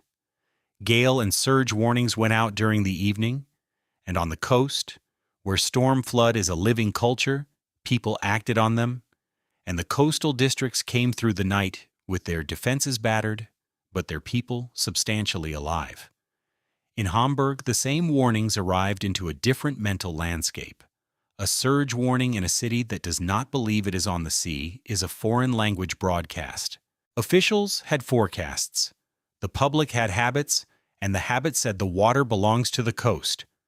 Reconstruct the evening honestly and you find no villain, only a gradient of meaning. On the coast, the phrase storm flood warning triggered a rehearsed sequence. Livestock moved, low rooms cleared, watches set on the dikes, because coastal Germans are raised inside that vocabulary. In Hamburg, the same words crossed the same radio sets and triggered, for most hearers, nothing, because no lived experience gave them content. The last drowning in the city's streets lay generations back, beyond anyone's kitchen table stories. A warning is not information. A warning is a key, and it opens only what the listener already contains. The people of Wilhelmsburg contained shipping delays and cellar seepage, not the North Sea in the stairwell, and so the most consequential broadcast of their lives passed through their homes at radio volume and left them asleep. After midnight, when the surge crest reached the city and the level at the harbor gauge climbed past every mark in the record books, the old dikes guarding the low southern districts were overtopped and then broken in dozens of places. And the pattern executed itself again with terrible fidelity inside a modern industrial city. Black freezing water moving fast into sleeping streets. No sirens that meant anything to the people hearing them. Single-story homes and nowhere up. The district that took the worst of it was Wilhelmsburg, a big working-class island in the river, home to dock workers and factory hands, much of it housing built low and light, including whole colonies of garden allotment cottages that had become permanent homes in the housing shortage after the war. Exactly the kind of settlement, plot land again, Jay Wick again, that this story keeps finding at the bottom of the water. When the dikes ringing Wilhelmsburg failed, the island flooded in the dark to depths that turned streets into channels, and people who had gone to bed in a city drowned in their gardens, in their kitchens, on the stairs of houses that had no second floor to offer. Of the roughly 315 people the flood killed in Hamburg that night, The great majority died on Wilhelmsburg, and they died, note it, of the same two variables as ever: elevation and warning, both absent in a city that owned universities, radio stations, and one of the most capable port administrations in Europe. What happened at dawn is the reason this night is remembered in Germany for something other than grief. The city's response was drowning in its own procedures. Streets were gone. Phones were down. And the machinery of a German city government was not built to fight a war against a river. Into that vacuum stepped the young senator for police affairs, Helmut Schmidt. And what he did that morning was, by his own later cheerful admission, illegal. He had no constitutional authority to command troops. The post-war order kept the army rigorously out of domestic affairs. He got on the phones anyway, called military commanders he knew, called NATO contacts, and requisitioned an army. Bundeswehr engineers with bridging gear and assault boats, and helicopters, German, British, American, dozens of them, ordered into the city on the authority of a man who simply behaved as if he had it. Within a day, one of the largest helicopter rescue operations yet mounted anywhere was lifting people off the roofs of Wilhelmsburg. Tens of thousands of soldiers, police, firemen, and volunteers were sealing dikes and evacuating districts. And Schmidt, running the operation from a headquarters he had invented that morning, was on his way to becoming, in time, Chancellor of the country, carried in no small part by the reputation those days built. It is a genuinely heroic chapter, and you should let it be that, and then you should look underneath it, at what made it necessary. Over 300 people were already dead before the first helicopter lifted, because rescue, however brilliant, begins after the water, and the water had needed only 3 hours. The rescue itself ran on the edge of becoming casualty. Flying rescue over a flooded city is a different problem from flying it over open water. Wilhelmsburg, from a helicopter that week, was a maze of roof ridges, swaying trees, and half-submerged power lines and crane cables, winch work in gusting winter wind with the wires every meter a hazard. And the boat crews below were navigating streets they could not see, over fences and garden plots and sunken cars, in water cold enough to kill a capsized man in under an hour. Tens of thousands of soldiers, firemen, and volunteers worked those days in conditions that would themselves have justified an emergency, passing the old, the sick, and the hypothermic hand-to-hand from window sills into boats, from boats to trucks, from trucks into school gymnasiums that became, overnight, the largest shelters the city had run since the war. The war is the right comparison, and the people of Hamburg made it themselves. 19 years after the firestorm, the city was again digging its people out of ruins, except that this enemy had come up the river it lived on and had needed no bombers, only wind, water, and a century of forgetting. The inquiry that followed drew the map every such inquiry draws, and the map said something profoundly uncomfortable. Hamburg's dikes had not been neglected out of laziness. They were low because the city's whole institutional attention faced the harbor's commerce, not its hydrology, because responsibility for the walls was scattered across authorities, and because a century of surge-free luck had filed storm flood under history. But the deepest finding was not about Hamburg at all. It was about the coast downstream. In the decades before 1962, the seaward defenses of the German Bight had been progressively raised and straightened, and land along the estuary reclaimed and enclosed, and every one of those works, each rational on its own terms, had subtracted a little of the room where a surge used to be able to spill and spend itself. Water that once spread across coastal marshes now stayed in the channel, and what stays in the channel goes upstream. The sea had not grown. The corridor had been sharpened. Raising the dikes at the coast had, in effect, forwarded the surge inland to the first place where the walls were old and the memory was empty, and that place was a city of nearly 2 million people that did not think of itself as a target. Every defense has a downstream. Strengthen one reach of this coast, and you have not subtracted water from the system. You have moved the argument to the next weakest wall. Hamburg rebuilt the way this coast always rebuilds, comprehensively and to the last storm plus a margin. The dikes were raised, doubled in places, the low settlement colonies cleared from the flood zones, sirens installed, responsibilities unified, and in the 60 years since, higher water than 1962's has stood at the city's gauges without mass death, which is a real and measurable victory. The proof of the rebuilding came on schedule from the sea.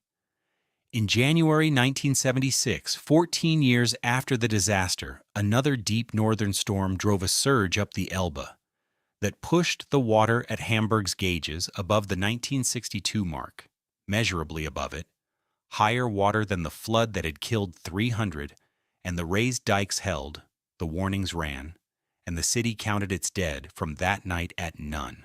The same test, a harder mark, and a different answer. That is as close to controlled experiment as coastal history ever offers, and it is the honest case for engineering, worth stating without irony, because the rest of this story will lean against it. Walls plus warning plus memory, maintained together, convert a mass casualty event into a news item. Hamburg proved it in one human generation. But mark what the victory consists of. The trap was not removed. The threshold was raised in one more reach of a basin, whose every reach was now racing to raise thresholds. And the sum of all that raising was a new kind of coastline, harder, higher, more channeled, defended by concrete and statistics, and utterly dependent on the assumption that the statistics knew what the sea had left to offer. Which brings this story to the place where that assumption went to die. Because in the middle decades of the 20th century, people stopped merely crossing the North Sea and started living on it, on steel towers planted in the open water, out where there is no dike, no estuary, no shore, and the sea was about to demonstrate, to instruments no one could accuse of folklore, that it had never shown anyone its full hand. Oil changed what the North Sea was. Through the 1960s and 1970s, the discovery of gas and then oil under the seabed turned the basin from a surface you crossed into an address you worked at. And by the end of the 70s, tens of thousands of people were living offshore in rotation, on platforms standing in open water between Scotland and Norway, in the deep northern half of the funnel where winter storms arrive with the whole Atlantic's momentum behind them. Understand what that means in terms of the machine this story has been assembling. Every previous chapter happened at the coast, where the surge meets the wall, and the question is elevation. Out on the shelf, there is no wall and no elevation, but what you build. And the variable that killed Eyemouth, the distance between trouble and help, is no longer 2 hours of sailing. It is 150 kilometers of gale in the dark. Consider the scale of the migration. The first great find, the Ekofisk field, came in at the end of 1969 in the Norwegian sector, in waters 70 meters deep and 280 kilometers from land. And within a decade, a steel archipelago had gone up across the basin. Production platforms, drilling rigs, flottels, pipelines on the seabed, serviced by fleets of supply vessels, and by a helicopter commute that became for whole coastal towns in Scotland and Norway as ordinary as a bus route. The economic pull was the old pull in modern dress, the same force that put Ravensor Odd on its sandbank and the salt diggers under their own fields. The resource was where the danger was, and the price of the resource paid for the danger, until it didn't. The industry knew this and built accordingly. Platforms engineered to ride out 100-year storms, standby vessels, lifeboats, and a design culture inherited from shipbuilding and civil engineering that calculated wave loads the way bridge builders calculate wind. The offshore North Sea was, on paper, the most thoroughly engineered marine environment on Earth. What follows is what the paper missed. On the evening of the 27th of March, 1980, in the Ekofisk field in the Norwegian sector, a platform called Alexander L. Kielland stood moored beside the drilling platform Edda. The Kielland was a semi-submersible, a floating pentagon on 5 great columns, built as a drilling rig and converted into a floatel, a floating hotel, housing the off-shift workers of the field, and that night there were 212 men aboard, most of them off-duty in the cinema, the mess, the cabins. The weather was rough but unremarkable for the season, wind at gale force, waves running 6 to 8 meters, conditions the structure was built to shrug off. At about 6:30 in the evening, men aboard felt a sharp crack and then another, and within a minute or two the platform heeled over to more than 30 degrees, and the lights went out. One of the 5 columns, the D column, had torn away from the structure entirely. The Pentagon had lost a corner, and with it its geometry, its balance, and its reserve of buoyancy. The platform hung at its slant for a few minutes on its anchor lines, long enough for some men to reach lifeboat stations in the dark, on tilting, oil-slick decks, and then it turned over. From first crack to capsize took around 20 minutes. Of the 212 men aboard, 123 died. The Norwegian Commission that spent the next year taking the disaster apart, the inquiry whose findings fill an official report published in 1981, traced the failure back through the steel to a starting point that is almost unbearable in its smallness. One of the braces that tied the D column into the structure, a tube of steel called D6, carried a hydrophone, an underwater sensor, mounted through its wall on a welded flange. The weld holding that flange, 6 millimeters of fillet weld around an instrument penetration, had been imperfect from the yard, minute cracks in and near it, small enough to pass, present since before the platform ever saw the sea. Steel does not forgive. Every wave that passed the platform, all its working life, flexed that brace by a fraction and worked those cracks a fraction longer, cycle after cycle, million cycles on million. The failure mode engineers call fatigue, damage that never announces itself, never bends anything visibly, simply accumulates in silence in the crystal structure of the metal.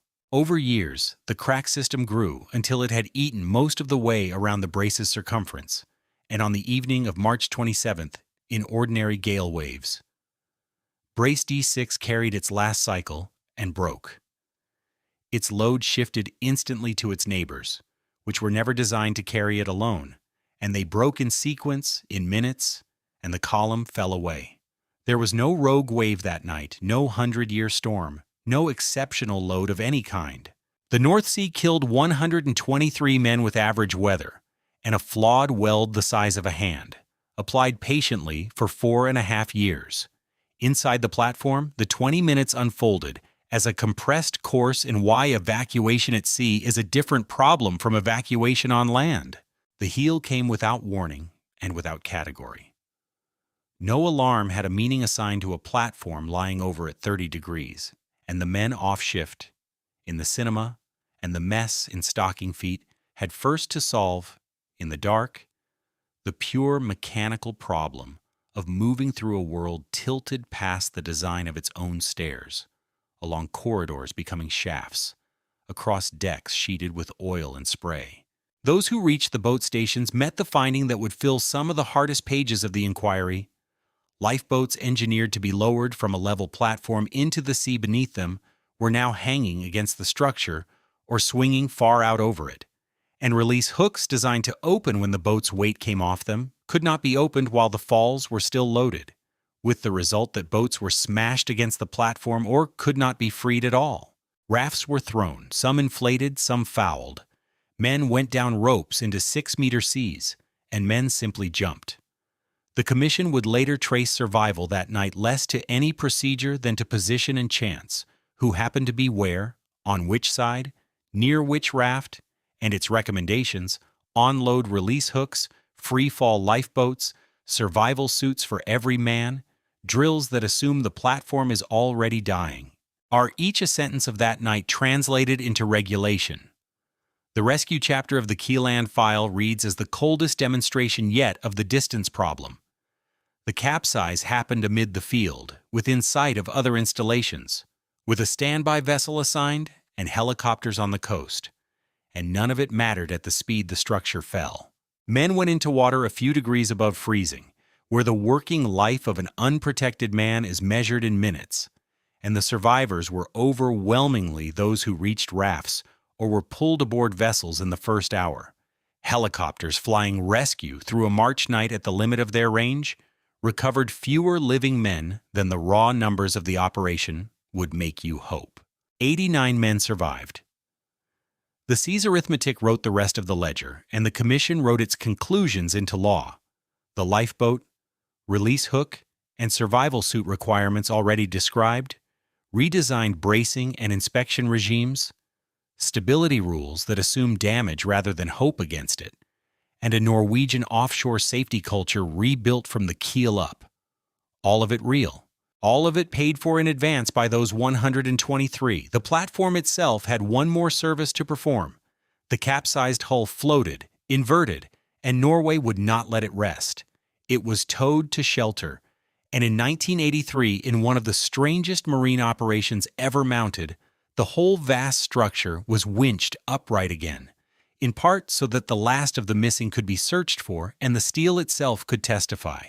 And engineers walked the recovered wreck and read the fracture surfaces of Brace D6 like a court document, the fatigue rings there confirming the years-long growth of the crack in the metal's own handwriting. When the hull had told everything it could, it was towed to a deep Norwegian fjord and scuttled. And it lies there now, 700 meters down, the largest single tombstone of the North Sea oil age.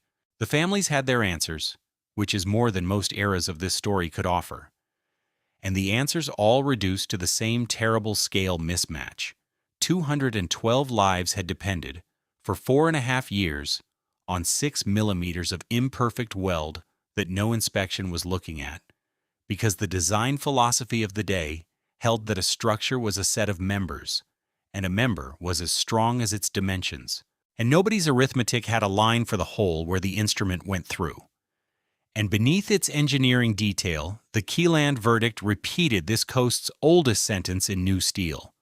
The structure did not fail because the sea exceeded the design. The structure failed because the design's confidence exceeded its knowledge. One more chapter of that sentence remained to be written, and this time the sea itself signed the confession.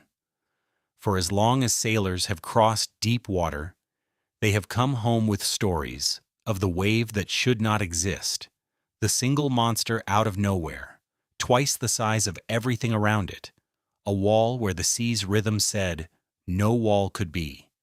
And for exactly as long, the shore has filed those stories with sea serpents, because the mathematics said so. The statistics used to design ships and platforms treated waves as a well-behaved population. In any given storm, the heights cluster around an average. Extremes grow rarer at a known rate, and a wave more than about twice the significant height of the sea around it falls so far out on the curve that a structure could stand for centuries and never plausibly meet one. Designers did not ignore big waves. They bought precisely as much steel as that curve demanded, and not a bolt more, because steel is money. The entire offshore world stood on that curve. Then, on the first day of January 1995, in a winter storm in the Norwegian sector, the gas platform Draupner E stood unmanned in heavy seas, with a laser rangefinder aimed at the water below it, measuring the surface, wave by wave, for engineering records. The sea that afternoon was running a significant height of around 11 to 12 meters, huge but ordinary for the season, with maximum expected waves in the low 20s.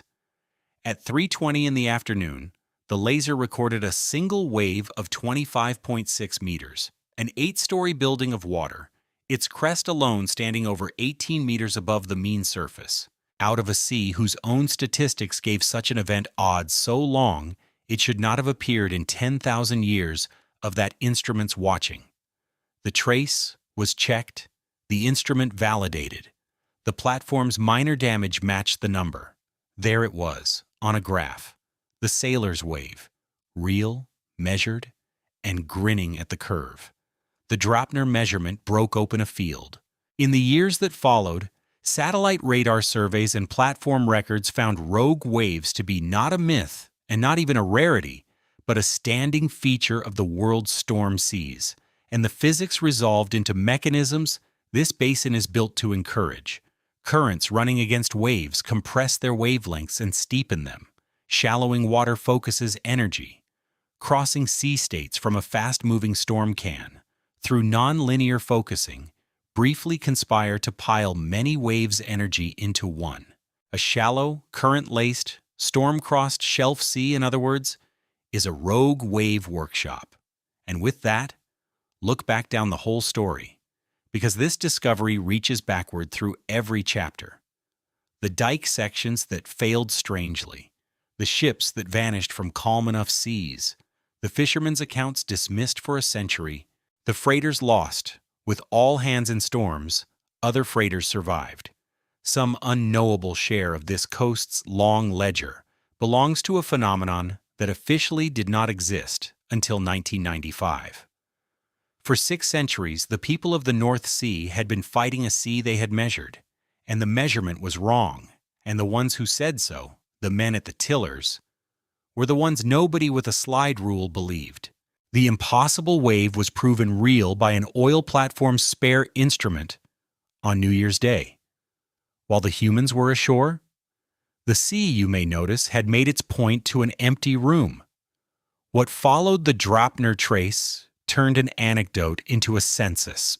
In the early 2000s, a European research project put satellite radar to work, scanning the world's oceans for extreme single waves, and in a survey window of roughly 3 weeks, it identified around 10 individual waves of 25 meters or more, scattered across the globe, a frequency that the old design statistics said should not produce even one.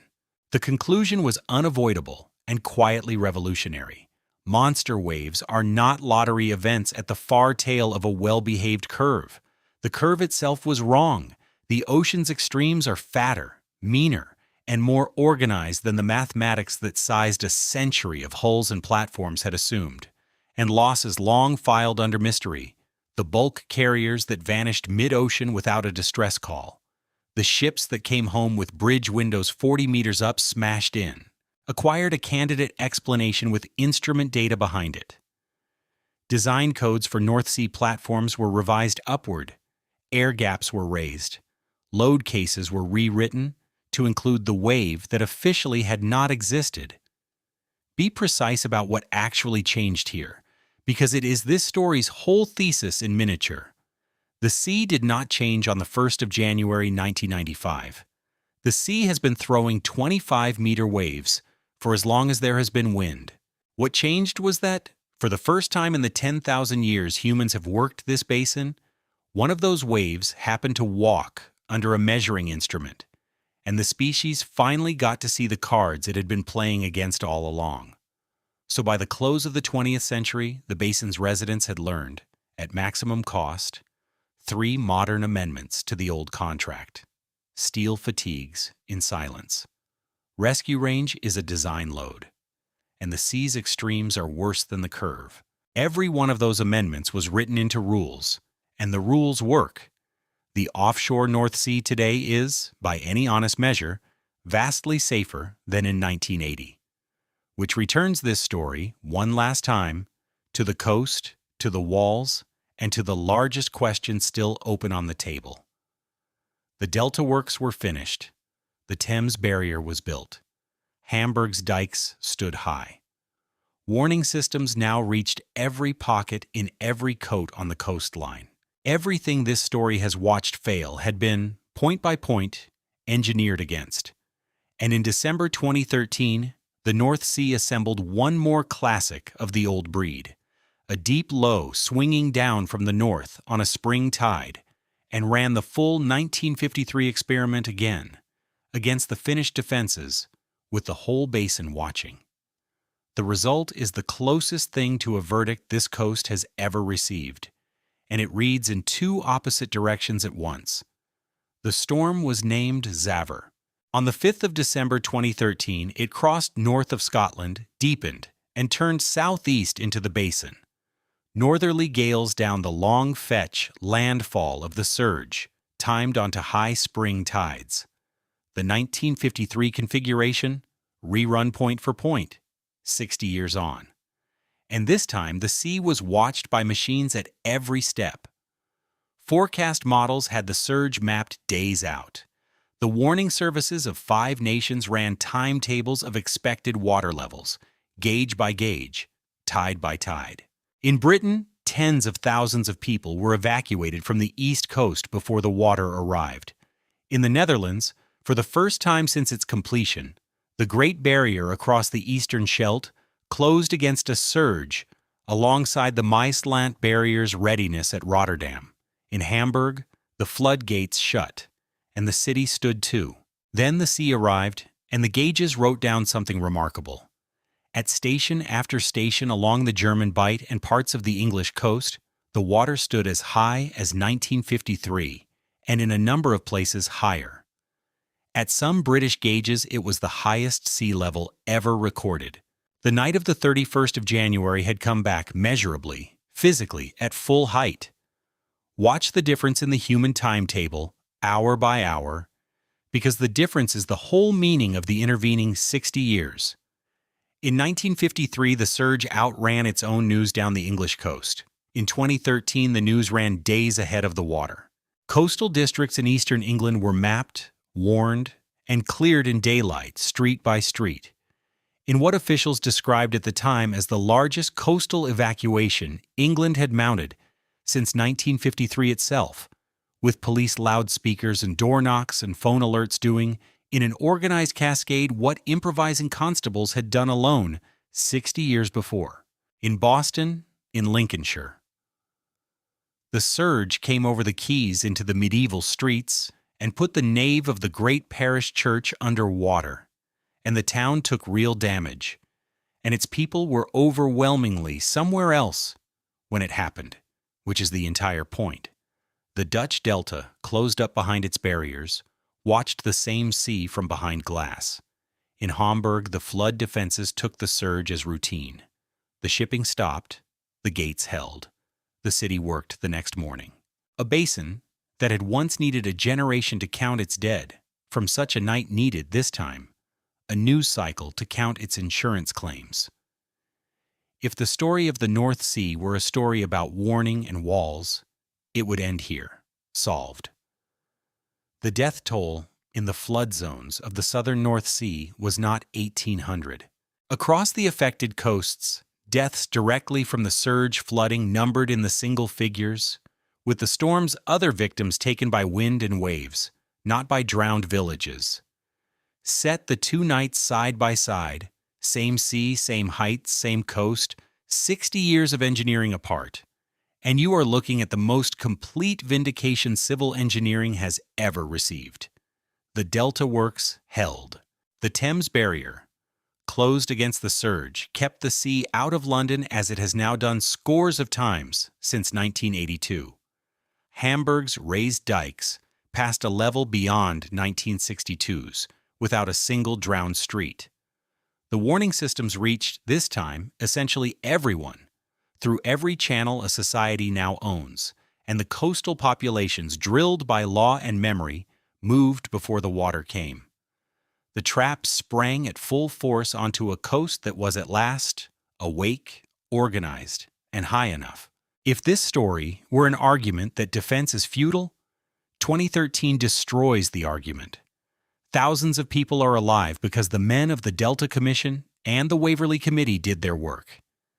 That is the first reading of the verdict, and it is true. Now read it again slowly, because the second reading is also true. Even against the Finnish defenses, the sea got in. In England, around 2,800 properties flooded that night, in Boston and along the Humber and the Norfolk coast, where the surge found the gaps between the hardened points, the stretches where the cost-benefit arithmetic had rated the land not valuable enough for full protection. At Hemsby and Norfolk, The sea took the simplest route of all, the one no barrier addresses. It ate the ground. The waves cut back the soft sand cliff, and a row of houses that had stood a safe-feeling distance from the edge went down onto the beach in pieces, their owners watching from behind a tape line. And Hemsby's Cliff has continued to retreat in the storms since House by House, an eviction in slow motion with no villain to sue. And on the German coast, engineers noted with respect and unease how much of their margin the night had consumed. Freeboard, the gap between the water and the top of the wall, is the whole game. And Xaver had spent a disquieting share of it on a storm that was, by the basin standards, well-behaved and perfectly forecast. Which forces the question this whole story has been walking toward, the one the researchers ask in print now: what does the basin have in inventory that it has simply not yet chosen to deliver? The tools exist to answer it. Take the storms of the last century, perturb their tracks and timing and intensity within the ranges the atmosphere demonstrably allows. Run the surge model for each variant, and you get the family of storms that could have happened. The near misses. What the field calls gray swans. Events with no precedent in the gauge record and full precedent in the physics. The results of such studies are quietly horrifying in a specific, useful way. Plausible recombinations of observed storm behavior. No climate change required. Nothing the atmosphere has not already shown it can do. Produce surges at the Thames mouth around a meter above 1953. The modeling for Sheerness puts it at 0.95 meters higher, and comparable exceedances elsewhere along the funnel. A meter above 1953, at the entrance to London, is a number the current defenses were not sized for. It is the number the next Delta Commission gets convened about, if it is convened before rather than after. The storms of 1362, 1953, and 2013 were not the sea's maximum. They were the sea's samples, and the sampling continues, and every fixed defense on this coast is a bet that the next sample resembles the last one's. And the other side of the ledger is moving too, both sides of it, the water and the land. The sea at the funnel's end stands measurably higher than it did when the delta works were designed. And it is rising faster than it was. A slow, compounding subtraction from every wall's freeboard, converting rare water levels into common ones on a timetable you can read straight off the tide gauges. Under the walls, meanwhile, the oldest process in this story has never stopped. The drained peat and clay of the Low Countries goes on compacting and oxidizing. The delta goes on sinking, in places faster than the sea is rising. The Grote Mandrenke mechanism, 7 centuries on, still patiently lowering the floor, while the ceiling comes down to meet it. And on the surface, the bait works as well as it ever did. The lands behind the North Sea's defenses hold more people, more industry, more irreplaceable wealth than at any moment in history, precisely because the defenses are trusted. Rotterdam and the deep polders, the Thames floodplain and the German Bight coast have all grown denser in the shadow of the walls. Every new street, another rational individual decision. Every one of them adding weight to the far pan of a scale, whose near pan is a design assumption about the worst the sea can do. That is not foolishness. It is the same reasonable arithmetic the skippers ran on the quay at Eyemouth, run by millions, with better data and the same structure, and the sea's surface is filling up too in a way no previous century would recognize. The oil archipelago is aging toward decommissioning, and around and beyond it, a new steel forest has gone up. The North Sea is now the densest offshore wind development on the planet. Thousands of turbines standing on the shallow banks. The very shallowness that makes the surge also making the seabed buildable and the wind harvest rich, with construction vessels, cable layers, and maintenance crews working the basin year-round in every season the weather allows, and some it barely does.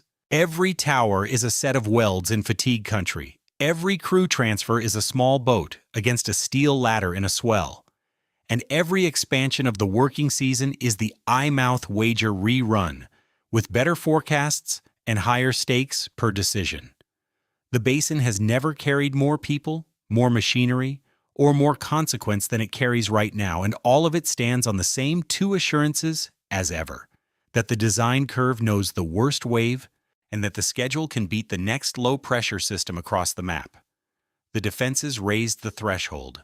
They could not remove the funnel. Nothing removes the funnel, which may explain the strangest development on this coast in 500 years. The engineers have started deliberately and with full mathematical self-awareness to reinvent the oldest ideas in this story. On the Dutch coast south of The Hague, instead of raising a wall, the Coastal Authority in 2011 dredged over 20 million cubic meters of sand into a huge artificial peninsula and then walked away on purpose, letting wind, waves, and current spread it along the shore for 2 decades as a slow, self-distributing defense, a project called the Sand Motor, built on the once heretical principle that the sea should be allowed to do the construction work. In England, at selected points, the government now breaches its own aging seawalls on purpose, managed realignment, giving low-value land back to the tide, so that new salt marsh can grow there and spend the waves' energy before they reach the defenses that matter, which is, in strict mechanical terms, rebuilding the natural surge-absorbing sponge whose enclosure helped forward Hamburg's flood upriver. The Dutch national program plans enrolling decades now, adaptive pathways, holding decisions open, monitoring the gauges, keeping options alive rather than pouring one final answer in concrete. Stand back from the details and look at the shape of the thought. Accept the flood where you can afford to. Hold elevation where you cannot. Do not bet everything on refusal. The most sophisticated coastal management on Earth has spent 70 years and uncounted billions arriving, by measurement and failure, at the operating principles of people who lived on handmade mounds of clay and dung, 2,000 years before Rome's fleet ever sighted them, marooned twice a day and never once surprised. So end where the whole system can be seen at once. There is a place on the Dutch coast where you can stand on a storm surge barrier at slack water, one of the great ones. Kilometers of engineered concrete and steel standing in the mouth of an estuary, gulls sitting on the piers, the sea on one side lying flat and disinterested, and on the other side, behind the barrier and below it, the land, green, precise, sunken, sinking, strung with towns whose church towers stand on mounds first raised before Rome. A tide gauge on the seaward side reads a few centimeters above what it would have read the year the barrier was finished, and next year it will read a little more. The barrier is magnificent. It is also, and its own engineers say this without drama, a structure with a design life and a design level, standing in front of a coastline whose value grows faster than its walls, facing a basin that has already shown, on instruments, that it holds waves outside the old mathematics and storms outside the old record. Behind the barrier, the lights are coming on in houses built since the last flood, streets of them, whole districts of them, at the bottom of the funnel, below the level of the evening tide. The people in those houses are not ignorant. They are doing what the Chauci did, and the dikers of Edomshard, and the skippers of Eyemouth, and the planners of the Delta, weighing a rich certainty against a rare catastrophe, and building where the weighing says build. The sea has no opinion about any of it. It is a basin of a given shape, under a winter sky that spins up a few dozen deep lows every year, and it waits, without waiting, for the one that keeps the appointment, the northerly gale, the spring tide, the narrow end. Everything on this coast, the mounds, the walls, the barriers, the models, is a guess about that storm's height. The storm, when it comes, will not know it was guessed at. It will only measure the walls, the way the sea has always measured them. Once, in the dark, from The Blind Side.